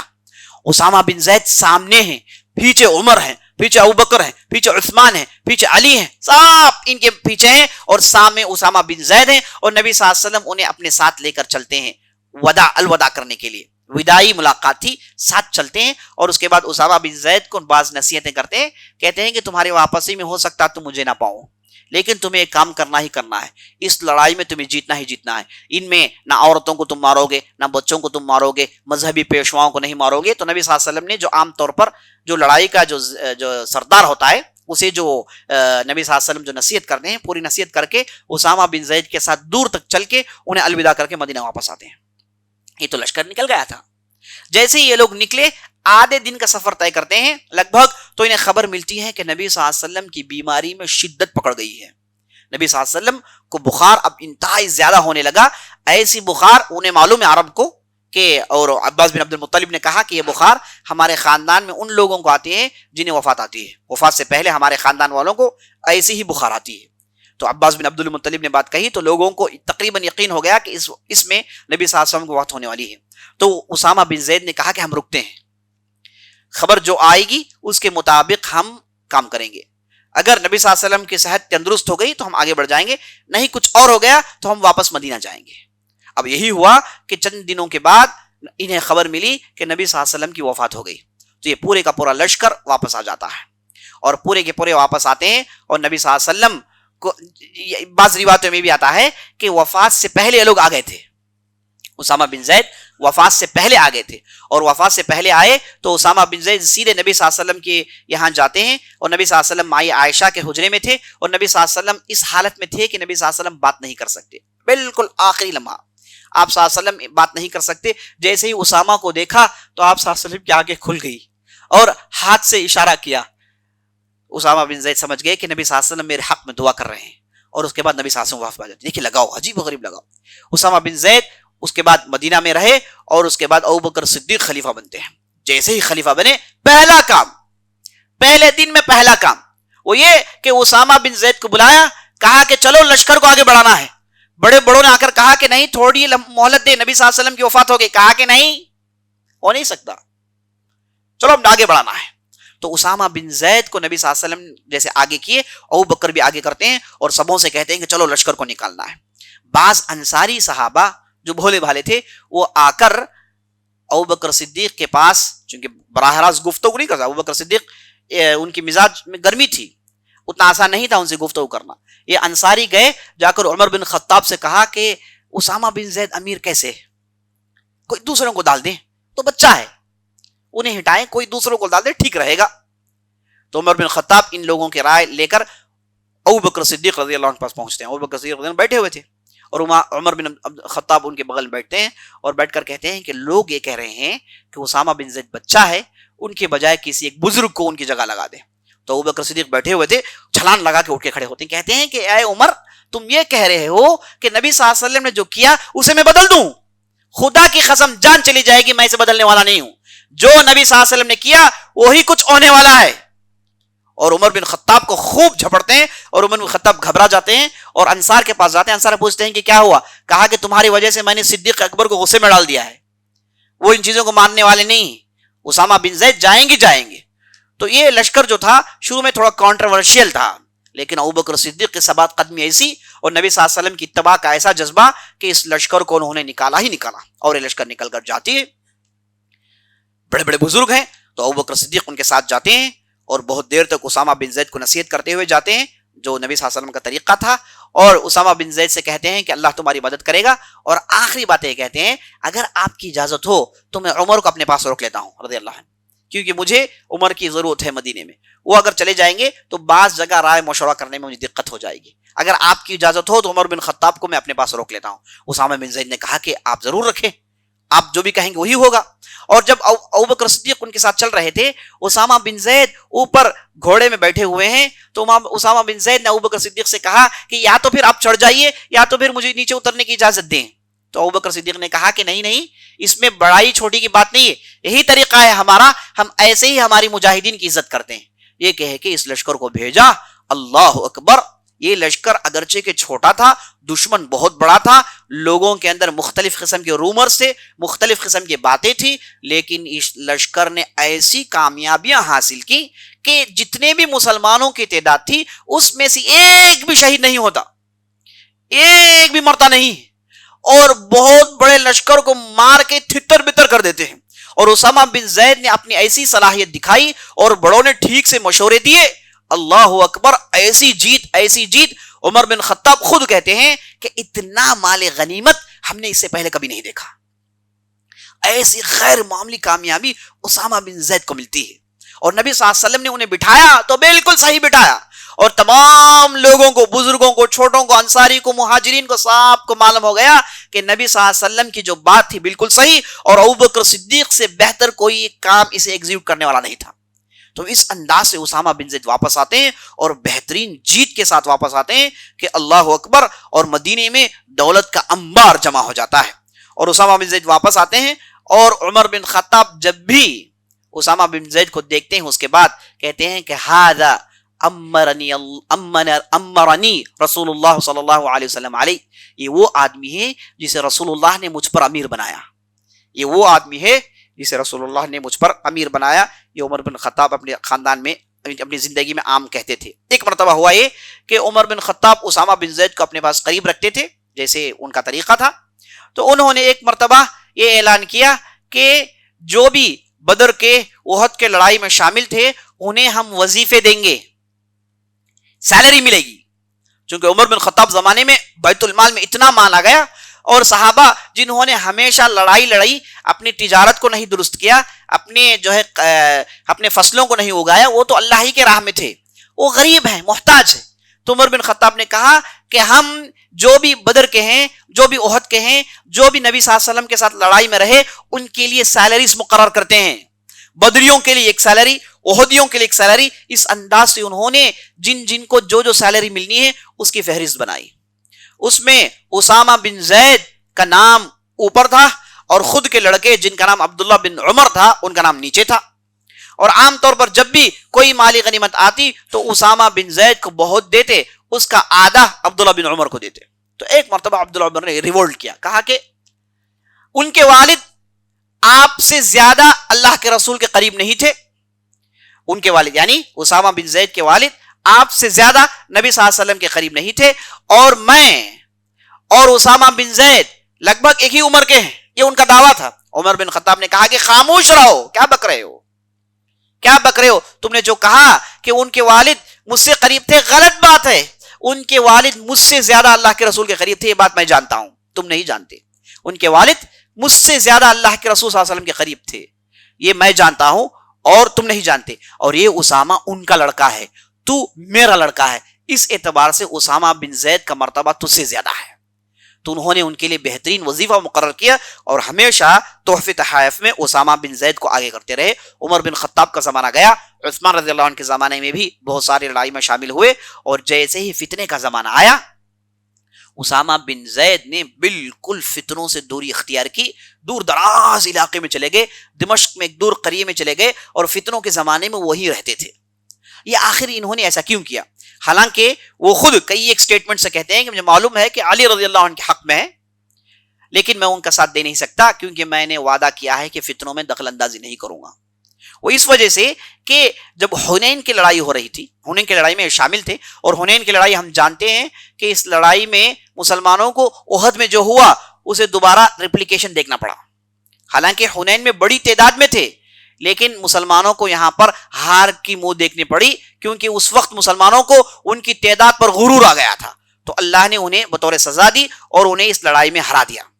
اب اس لڑائی میں اسامہ بن زید کہتے ہیں کہ اس لڑائی میں ہوا ہے کہ شروع میں ہمارا پلہ بھاری تھا، بعد میں مشرکین کا پلہ بھاری ہوا، پھر ہمارا پلہ بھاری ہوا، پھر پتہ نہیں کیا ہو گیا، ہمارا پلہ کمزور پڑ گیا، وہ لوگ ہم پر حاوی ہو گئے، ہم تتر بتر ہو کے ادھر ادھر دوڑنے لگے. اس موقع پر عباس بن عبد المطلب کی موقف، ان کا جو کام تھا بہت بڑا کام تھا، تفصیل میں جانے کا موقع نہیں. تو اسامہ بن زید کہتے ہیں کہ میں ایک مشرک کو تعاقب کر رہا تھا، پیچھے بھاگ رہا تھا قتل کرنے کے لیے، وہ دوڑ رہا تھا، تو میرے ساتھ ایک انصاری صحابی تھے، ہم دو اس کے پیچھے دوڑ رہے تھے اور وہ بھاگ رہا تھا، اور جیسے ہی میں ان کے قریب گیا قتل کرنے کے لیے، وہ مشرک نے اشہد ان لا الہ الا اللہ وان محمد رسول اللہ کہا. تو انصاری صحابی جو تھے ان کا تلوار رک گیا، اور مجھے معلوم تھا کہ موت سے بچنے کے لیے کلمہ شہادت پڑھ رہا ہے. میں نے میرا تلوار کو چلایا، اس کے سر کو اس کے جسم سے جدا کر دیا. کہتے ہیں کہ لڑائی کے بعد میں نبی صلی اللہ علیہ وسلم کے پاس آیا اور نبی صلی اللہ علیہ وسلم سے میں نے کہا کہ اس لڑائی میں ایسے ایسے ہوا، اور میں نے کہا کہ ایک آدمی کو میں نے قتل کیا، کیوں؟ اگرچہ کہ اس نے لا الہ الا اللہ کہا، لیکن وہ موت سے بچنا چاہتا تھا، اس لیے میں نے اس کے سر کو مار دیا. تو نبی صلی اللہ علیہ وسلم جو بیٹھے ہوئے تھے، آپ صلی اللہ علیہ وسلم سیدھے ہو جاتے ہیں اور آپ صلی اللہ علیہ وسلم کا چہرہ سرخ پڑ جاتا ہے، یہ غصے کی علامت ہے. نبی صلی اللہ علیہ وسلم نے کہا کہ اقتلته بعد ما قال لا الہ الا اللہ، اے اسامہ لا الہ الا اللہ بولنے کے بعد تو نے قتل کیا؟ اسامہ بن زید نے کہا یا رسول اللہ، موت سے بچنے کے لیے اس نے لا الہ الا کہا. کہا کہ تم نے اس کے سینے کو پھاڑ کر دیکھا، اس کے سینے میں کیا تھا تم جانتے ہو؟ تم نے کس نے اجازت دی کہ لا الہ الا اللہ بولنے کے بعد قتل کر سکتے ہو؟ تو نبی صلی اللہ علیہ وسلم یہاں تک کہا کہ اللہ، اسامہ نے جو کیا میں اسے بری ہوں، اسامہ نے جو کیا میں اس کی ذمہ داری نہیں لیتا، یہ اسامہ کے حق میں بہت بڑی غلطی ہے. تو اسامہ کہتے ہیں کہ نبی صلی اللہ علیہ وسلم کی اس ریاکشن کو دیکھ کر مجھے اتنی کوفت ہوئی اور اتنا میں غمگین ہوا، میں نے سوچا کہ اے کاش اس سے پہلے میں مسلمان نہیں ہوتا، اس کے بعد مسلمان ہو جاتا تو کتنا اچھا ہوتا، اس سے پہلے کے گناہ معاف ہو جاتے. تو اسامہ بن زید کہتے ہیں کہ میں اتنا غمگین ہوا اور کئی دنوں تک میں اپنے کمرے میں پڑا رہا، توبہ اللہ کرتا رہا. اس وقت میں نے وعدہ کیا کہ کبھی بھی فتنوں میں نہیں پڑوں گا، جہاں کہیں بھی شک و شبہات ہیں وہاں پر میں کچھ کروں گا نہیں. تو یہ وعدے پر اتنے پابند رہے کہ معاویہ رضی اللہ عنہ، علی رضی اللہ عنہ، ماں عائشہ، جنگ صفین، جنگ جمل، یہ سب واقعات کے موقع پر تھے. وہ مدینہ آتے جاتے تھے اور دمشق میں رہتے تھے، لیکن ان واقعات میں ذرا برابر بھی انوالومنٹ نہیں دکھایا. بڑے بڑوں نے بلایا، کہا کہ ایک میں نے وعدہ کیا ہے اللہ سے، میں اس وعدے کو توڑ نہیں سکتا، تو یہ فتنے میں بالکل نہیں پڑے. حالانکہ بعض سٹیٹمنٹ سے معلوم ہوا کہ وہ علی رضی اللہ عنہ کو حق میں جانتے تھے اور یہ ان کا آخر سٹیٹمنٹ تھا. اور اسی طریقے سے یہ ایک غلطی تھی. اور دوسری جو بھولے پن میں اسامہ بن زید نے غلطی کی، وہ نبی صلی اللہ علیہ وسلم کے زمانے میں ہی جب ایک بنو مخزوم کی عورت چرا لیتی ہے اور چراتی ہے، تو نبی صلی اللہ علیہ وسلم نے فیصلہ سنایا کہ اس عورت کے ہاتھ کو کاٹ دینا چاہیے، جو اسلام کا قانون ہے. تو جیسے ہی کاٹنے کا قانون سنایا گیا تو بنو مخزوم جو بڑا قبیلہ تھا، بڑے بڑے لوگوں نے آپس میں گفتگو کرنا شروع کر لیا کہ یہ بڑے حسب و نسب والی عورت کے ہاتھ کو کاٹیں گے تو بنو مخزوم اکھڑ جائیں گے، مسئلہ کھڑا ہو جائے گا، تو ایسا نہیں ہونا چاہیے، بڑی حسب و نسب والی عورت ہے. تو لوگوں نے کہا کہ اب نبی صلی اللہ علیہ وسلم کے پاس کوئی اس تعلق سے بات کرے. سبوں نے مل کے کہا کہ اس کے لیے اسامہ بن زید سے زیادہ کوئی موزون آدمی نہیں، دوسرا کوئی جائے گا تو مسئلہ خراب ہو جائے گا، اسامہ بن زید ٹھیک ہے، وہی ایسے معاملات پر نبی صلی اللہ علیہ وسلم کے ساتھ گفتگو کر سکتے ہیں، یہ بالکل خاص آدمی ہے۔ دیکھیں لوگوں کا چننا بہت بڑا اشارہ ہے کہ اس سے قریب کوئی آدمی نہیں۔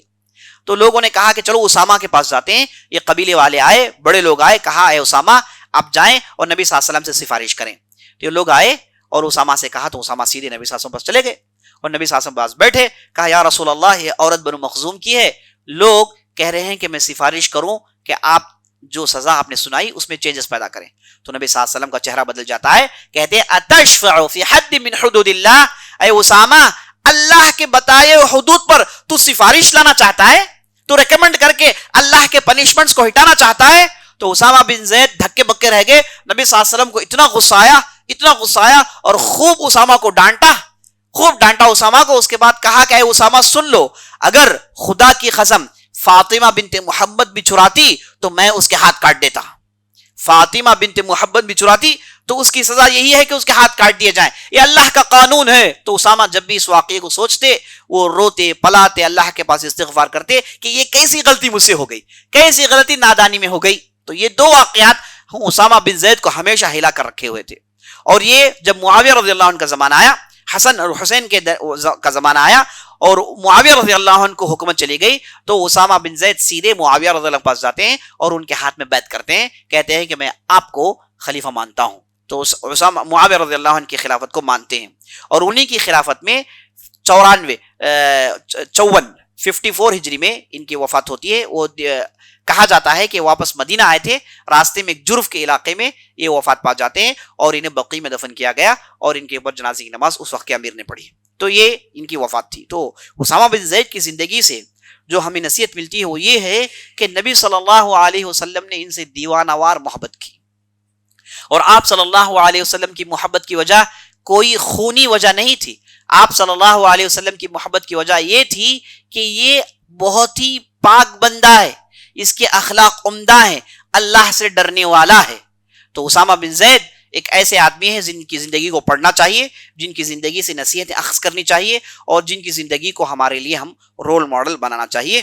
بس اسی سے اپنی بات ختم کرتا ہوں۔ ہم نے جو بھی کہا ہے، جو بھی سنا ہے، اس کے مطابق عمل کرنے کی توفیق بخشے۔ سبحان ربک رب العزت عما یصفون وسلام علی المرسلین والحمد للہ رب العالمین۔ چند اعلانات سماعت فرما لیں۔ پہلا اعلان تو یہ ہے کہ اگر کل چاند رات ہو تو ہماری مجلس نہیں ہوگی، اگر چاند رات نہیں ہے تو انشاءاللہ مجلس ہوگی، آپ ضرور تشریف لائیں انشاءاللہ۔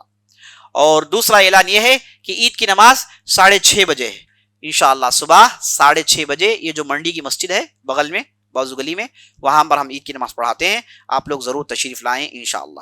اور منڈی اسکول۔ اور تیسرا اعلان یہ ہے کہ عزیز ساتھیوں، جیسے کہ آپ نے دیکھا کہ ہم نے رمضان کے مہینے میں الحمدللہ راتوں میں ہم نے ان پروگرامات کو چلایا، اور راتوں میں رمضان کے ان پروگرامات کو چلانا کوئی آسان بات نہیں ہے۔ اور یہاں پر جو آپ کو کنٹینٹ دیا جاتا ہے، ایک کنٹینٹ جمع کرنا بھی کوئی بچوں کا کھیل نہیں ہے، اس کے پیچھے بھرپور محنت ہوتی ہے۔ اللہ سے دعا کریں کہ اللہ سبحانہ و تعالی ہماری محنتوں کو قبول فرمائے۔ اور بیٹھ کے سننا بھی کوئی آسان چیز نہیں ہے۔ آپ لوگ کہیں گے مولانا آپ بولتے ہیں گھنٹہ 1.5 گھنٹہ، ہم بیٹھ کے سنتے نہیں، ہاں وہ بھی صحیح بات ہے، بیٹھ کر سننا بھی آسان نہیں ہے، بیٹھ کر سننا بھی آسان نہیں ہے، لیکن اللہ کا فضل و احسان ہے کہ ہم نے اس پروگرام کو اچھے انداز سے ختم کیا ہے۔ اللہ سے دعا کریں کہ اللہ سبحانہ و تعالیٰ آپ کے بیٹھنوں کو قبول کریں، ہمارے بولنے کو قبول کریں، ہماری محنتوں کو قبول کریں۔ دیکھیں یہ سب جو اچھے کام چل رہے ہیں ایک پلیٹ فارم کے تحت چل رہے ہیں، ایک پلیٹ فارم ہے جسے ہم موہی کہتے ہیں، اس پلیٹ فارم کے ماتحت یہ اچھے کام چل رہے ہیں۔ اس میں بہت ساری اچھی باتیں آپ کو سننے کو ملتی ہیں، بہت سارے اچھے کام کرنے کو ملتے ہیں۔ اس پلیٹ فارم کو ہم سب کو مل کے مضبوط کرنا ہے۔ یہ پلیٹ فارم کسی ایک خاندان کا نہیں، بولنے والے کے خاندان کا نہیں، یا پھر بعض کسی کے جو خاندان کا نہیں، فیملی کا نہیں، یا کسی کے خاص پیسوں سے نہیں بنا ہے۔ یہ اللہ کے فضل و کرم سے ایک اچھے خاصے گروپ لوگوں کی سوچ اور ان کی محنت ہے جو اس کام کو رنگ لائی ہے۔ تو یہ پلیٹ فارم کو سینچنا ہے، سوارنا ہے، اسے اور آگے بڑھانا ہے، اس کے ذریعے سے لوگوں کو زیادہ فائدہ پہنچانا ہے۔ جتنا آپ کا پلیٹ فارم مضبوط ہوگا آپ اس کے اوپر اتنا مضبوط کھڑ سکتے ہیں۔ تو آپ حضرات سے کوشش یہ ہے کہ آپ اس پلیٹ فارم کو مضبوط کریں۔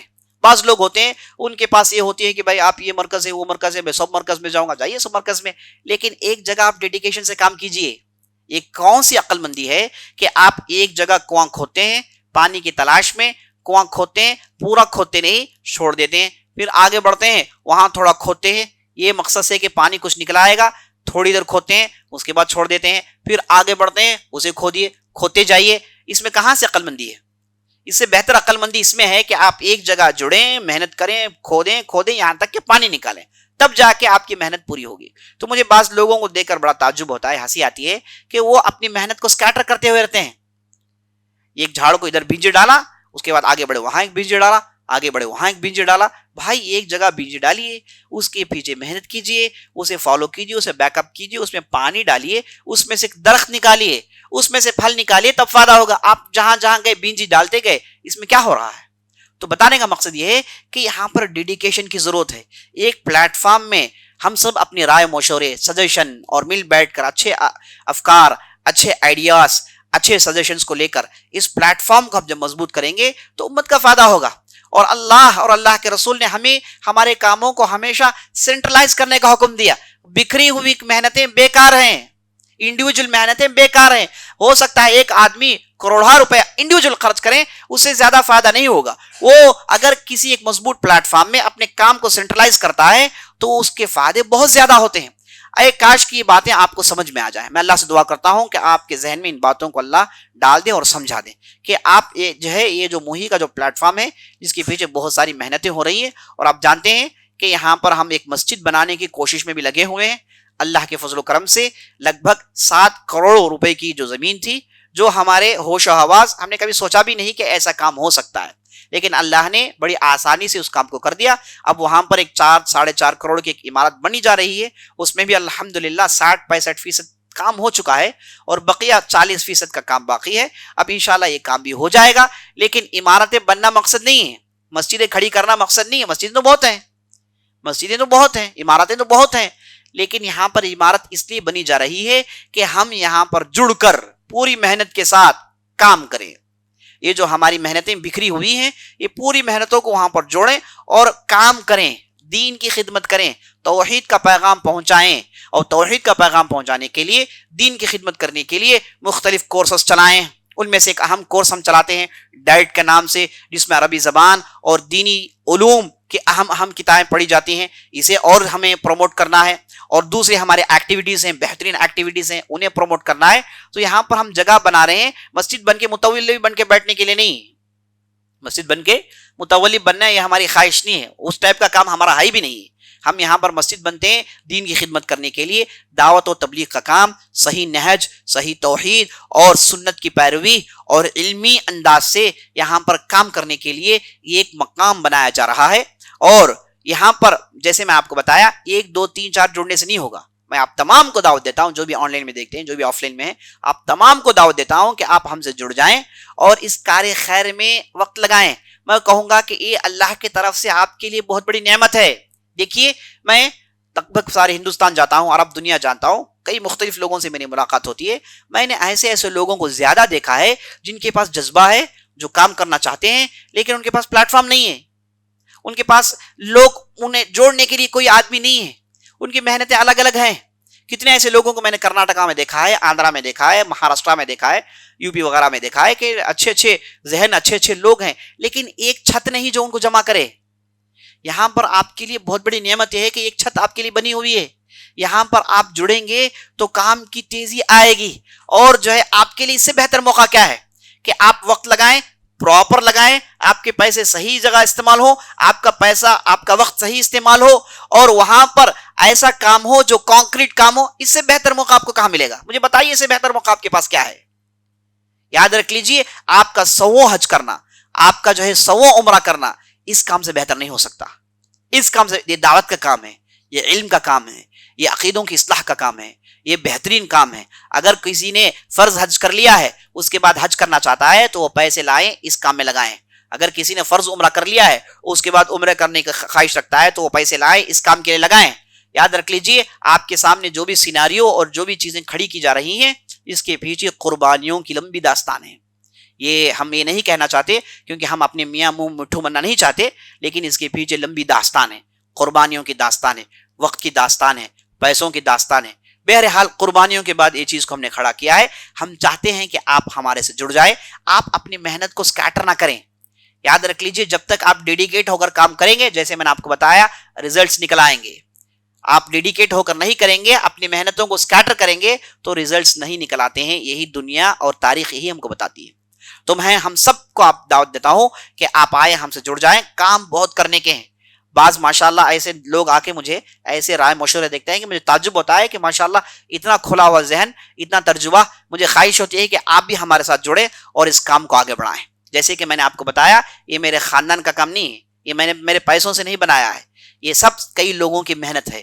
اس میں چاہتا ہوں کہ ہم سب مل کے پوری بھائی چارگی کے ساتھ وہ صحابہ کا ماحول قائم کریں اور آگے بڑھ کے بڑے بڑے اچیومنٹس کریں.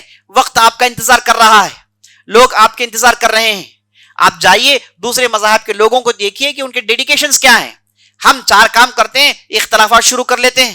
جائیں آپ دیکھیں, یہ RSS کو لے لیجیے, 100 سال سے کام کر رہے ہیں, کیسی کیسی کامیابی انہیں مل رہی ہیں, دنیاوی کامیابیاں کیسے جڑے ہوئے ہیں, اور کیسے ایک بالکل بیوقوف کو سردار مان لیا, اس کی اطاعت کر رہے ہیں, انہیں ریزلٹس مل رہے ہیں.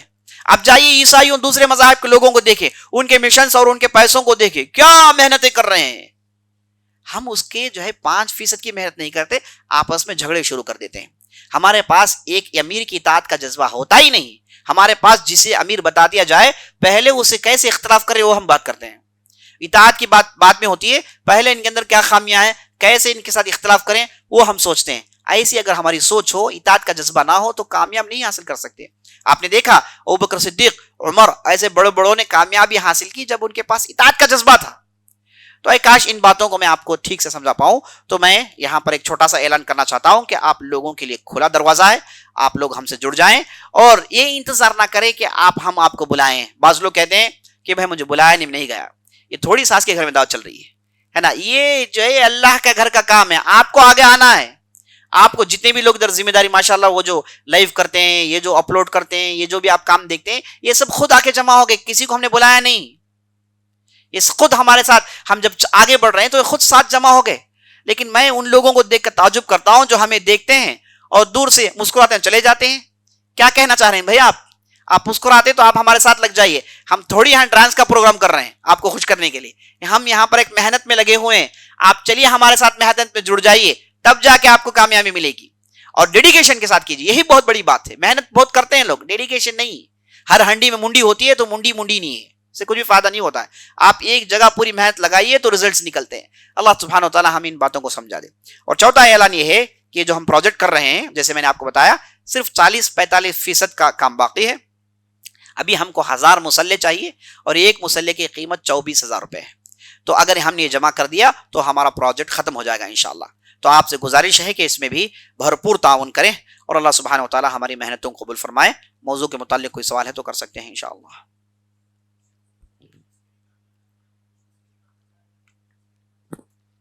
سوال کر رہے ہیں کہ نبی صلی اللہ علیہ وسلم نے اسامہ بن زید کے اس زخم کو چوس کے تھوکا تھا, ایسا کرنا جائز ہے؟ ایسے کرنا جائز ہے. نبی صلی اللہ علیہ وسلم نے خون پیا نہیں, خون پینا حرام ہے. یہاں پر خون کو چوس کر نبی صلی اللہ علیہ وسلم نے تھوک دیا, یہ ایک قسم کا علاج ہے. یہ آپ جائیں گے آیورویدا میں دیکھیں گے, یونانی میں دیکھیں گے, یہ قسم کا علاج ہے. تو یہ علاج کرنے میں تو نبی صلی اللہ علیہ وسلم نے انہیں علاج کیا تھا, جو کہ بالکل صحیح ہے انشاءاللہ. ایمن, کیا نبی صلی اللہ علیہ وسلم کو دودھ پلائے تھے؟ اس تعلق سے کوئی انفارمیشن نہیں ہے. اس تعلق سے کوئی, نبی صلی اللہ علیہ وسلم نے حلیمہ سعدیہ سے دودھ پیا تھا بنو اسد میں جا کر, جو گاؤں تھا وہاں پر آپ صلی اللہ علیہ وسلم نے ان کا دودھ پیا تھا. ایمن سے پیا تھا, اس کی کوئی دلیل نہیں ہے, واللہ اعلم.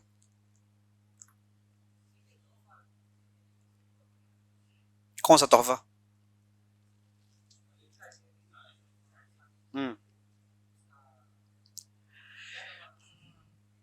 جی لے سکتے ہیں کیا؟ یہ سوال یہ کر رہے ہیں کہ گورنمنٹ کی طرف سے جو تحفے تحائف دیے جاتے ہیں کیا ہم اسے لے سکتے ہیں؟ بھرپور لے سکتے ہیں, بھرپور لے سکتے ہیں, بلکہ آپ کا حق ہے, آپ ٹیکس پے کرتے ہیں, ہے نا, اس لیے آپ اسے بھرپور لے سکتے ہیں. ملے تو فوراً لے لیں انشاءاللہ. جزاک اللہ خیر.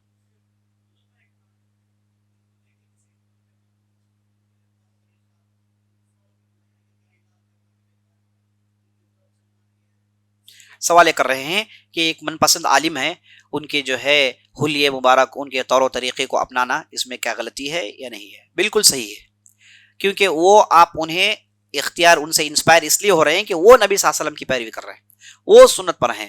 تو آپ سنت کو ایک پریکٹیکل شکل میں دیکھ کے ان کے طور و طریقے پر آپ کرنا چاہتے ہیں تو بالکل صحیح بات ہے, بالکل صحیح بات ہے, ایسا کرنا جائز ہے, ایسے علماء نے کیا, محدثین نے کیا, الحمدللہ بہت اچھی بات ہے. لیکن ساتھ ساتھ آپ کو یہ بھی یاد رکھنا ہوگا, کبھی کبھار کسی سے زیادہ محبت ہوتی ہے, زیادہ لگاؤ ہوتا ہے, ان سے اگر ایک بھی غلطی سرزد ہو تو دل و دماغ کے اندر کرنٹ لگتا ہے, یہ غلطی, اتنی بڑی غلطی, یہ ہو سکتا ہے. نبی صلی اللہ علیہ وسلم کے بعد پورے بشر ہیں, سب سے غلطی ہو سکتی ہے. تو کبھی کبھار زیادہ محبت زیادہ نفرت کی نشانی بن جاتی ہے. آپ محبت کریں, اتباع کریں, ساتھ ساتھ اس نقطے کو یاد رکھیں یہ بھی بشر ہے, ان سے بھی غلطی ہو سکتی ہے, ان کی بھی ان کی سوچ ہے, ان کی بھی ان لمیٹیشنز ہیں, سب کچھ جو ہے. ہر آدمی رسول تھوڑی بن سکتا ہے, ہر آدمی نبی تھوڑی بن سکتا ہے. تو یہ ساتھ رکھ کے اگر آپ کرتے ہیں تو بہت اچھی بات ہے. زیادہ لگاؤ زیادہ محبت ہم نے دیکھا ہے, زیادہ لگاؤ زیادہ محبت, اور ہمارے ساتھ بھی ہوا ہے, جو ہے ان کا نام لیتی ہے رونا, ایسے بھی لوگوں کو ہم نے دیکھا ہے. لیکن کبھی کبھار پورا الٹا بھی ہم نے ہوتے ہوئے دیکھا ہے, جتنی محبت تھی اتنی ہی دشمنی بدل گئی, نہ یہ کرنا ٹھیک تھا نہ وہ کرنا ٹھیک تھا. وہ اس لیے ہوا کہ انہوں نے انہیں بشری تقاضے سے باہر نکال دیا ہے. ہم اہل سنت والجماعہ کسی بھی عالم, کسی بھی علماء, کسی بھی محدث, کسی بھی پیشوا, کسی بھی لیڈر کو انسانی حدود سے باہر نہیں نکالتے. یہ باطل لوگ ہوتے ہیں جو اپنے لیڈرز کو کیا سمجھتے ہیں, ان کا تعلق آسمان سے سمجھ لیتے ہیں, ہے نا, اور وہ لیڈرز بھی انہیں بالکل بہترین انداز سے مینٹین کر کے ان کے جیبوں کاٹتے رہتے ہیں, الگ بات ہے. لیکن ہم اہل سنت والجماعہ لوگوں کو یہ کہتے ہیں کہ لوگوں کے اندر تقدیس نہیں, لوگوں کو آپ اتنا غلو مت کریں, اتنا مت چڑھائیں کہ ان کی غلطیوں سے آپ کی نظر جو ہے بھدک جائیں, ایسا نہ ہو انشاءاللہ. واللہ عالم. جی ایک اعلان جو ہے یہ بھی بتانا چاہتے ہیں کہ ہمارا جو پروگرام ہے, نشستیں ہیں, یہ رمضان سے پہلے ہر ہفتے بعد نماز عشاء چلتی ہوئی آ رہی ہیں نشستیں, انشاءاللہ رمضان کے بعد بھی چلتی رہیں گی. رمضان کے بعد ہم انشاءاللہ بعض کورس کا بھی اعلان کریں گے انشاءاللہ. تو یہ نشستیں چلتی رہیں گی. تو آپ حضرات سے گزارش ہے کہ اعلان دیکھنے کے ساتھ ساتھ ضرور حاضر ہو جائیں. یہ جو تعلق ہمارا رمضان کا ہے اسے آپ کاٹے مت, اس تعلق کو باقی رکھیں. بعض لوگوں کو میں صرف رمضان میں دیکھتا ہوں, میرے بھی 12 سال گزر گئے اس سیٹ میں بیٹھے ہوئے. تو آپ آتے ہیں لوگوں کو دیکھتے, میں اوپر سے دیکھتا ہوں ہر لوگوں کو, چہروں کو, جو صرف رمضان میں نظر آتے ہیں, اور جیسے رمضان چلا گیا اس کے بعد وہ بھی غائب ہو گئے, پھر آئندہ رمضان سے ملاقات ہوتی ہے. ایسا مت کریں, آپ موقع دیں کہ ہم آپ سے ملاقات کرتے رہیں اور آپ کے اس مبارک چہرے کو دیکھتے رہیں, خوش ہوتے رہیں. انشاءاللہ رمضان کے بعد بھی ان تعلقات کو آپ باقی رکھیں انشاءاللہ. سبحانک اللہم و بحمدک اشہد ان لا الہ الا انت استغفرک و اتوب الیک.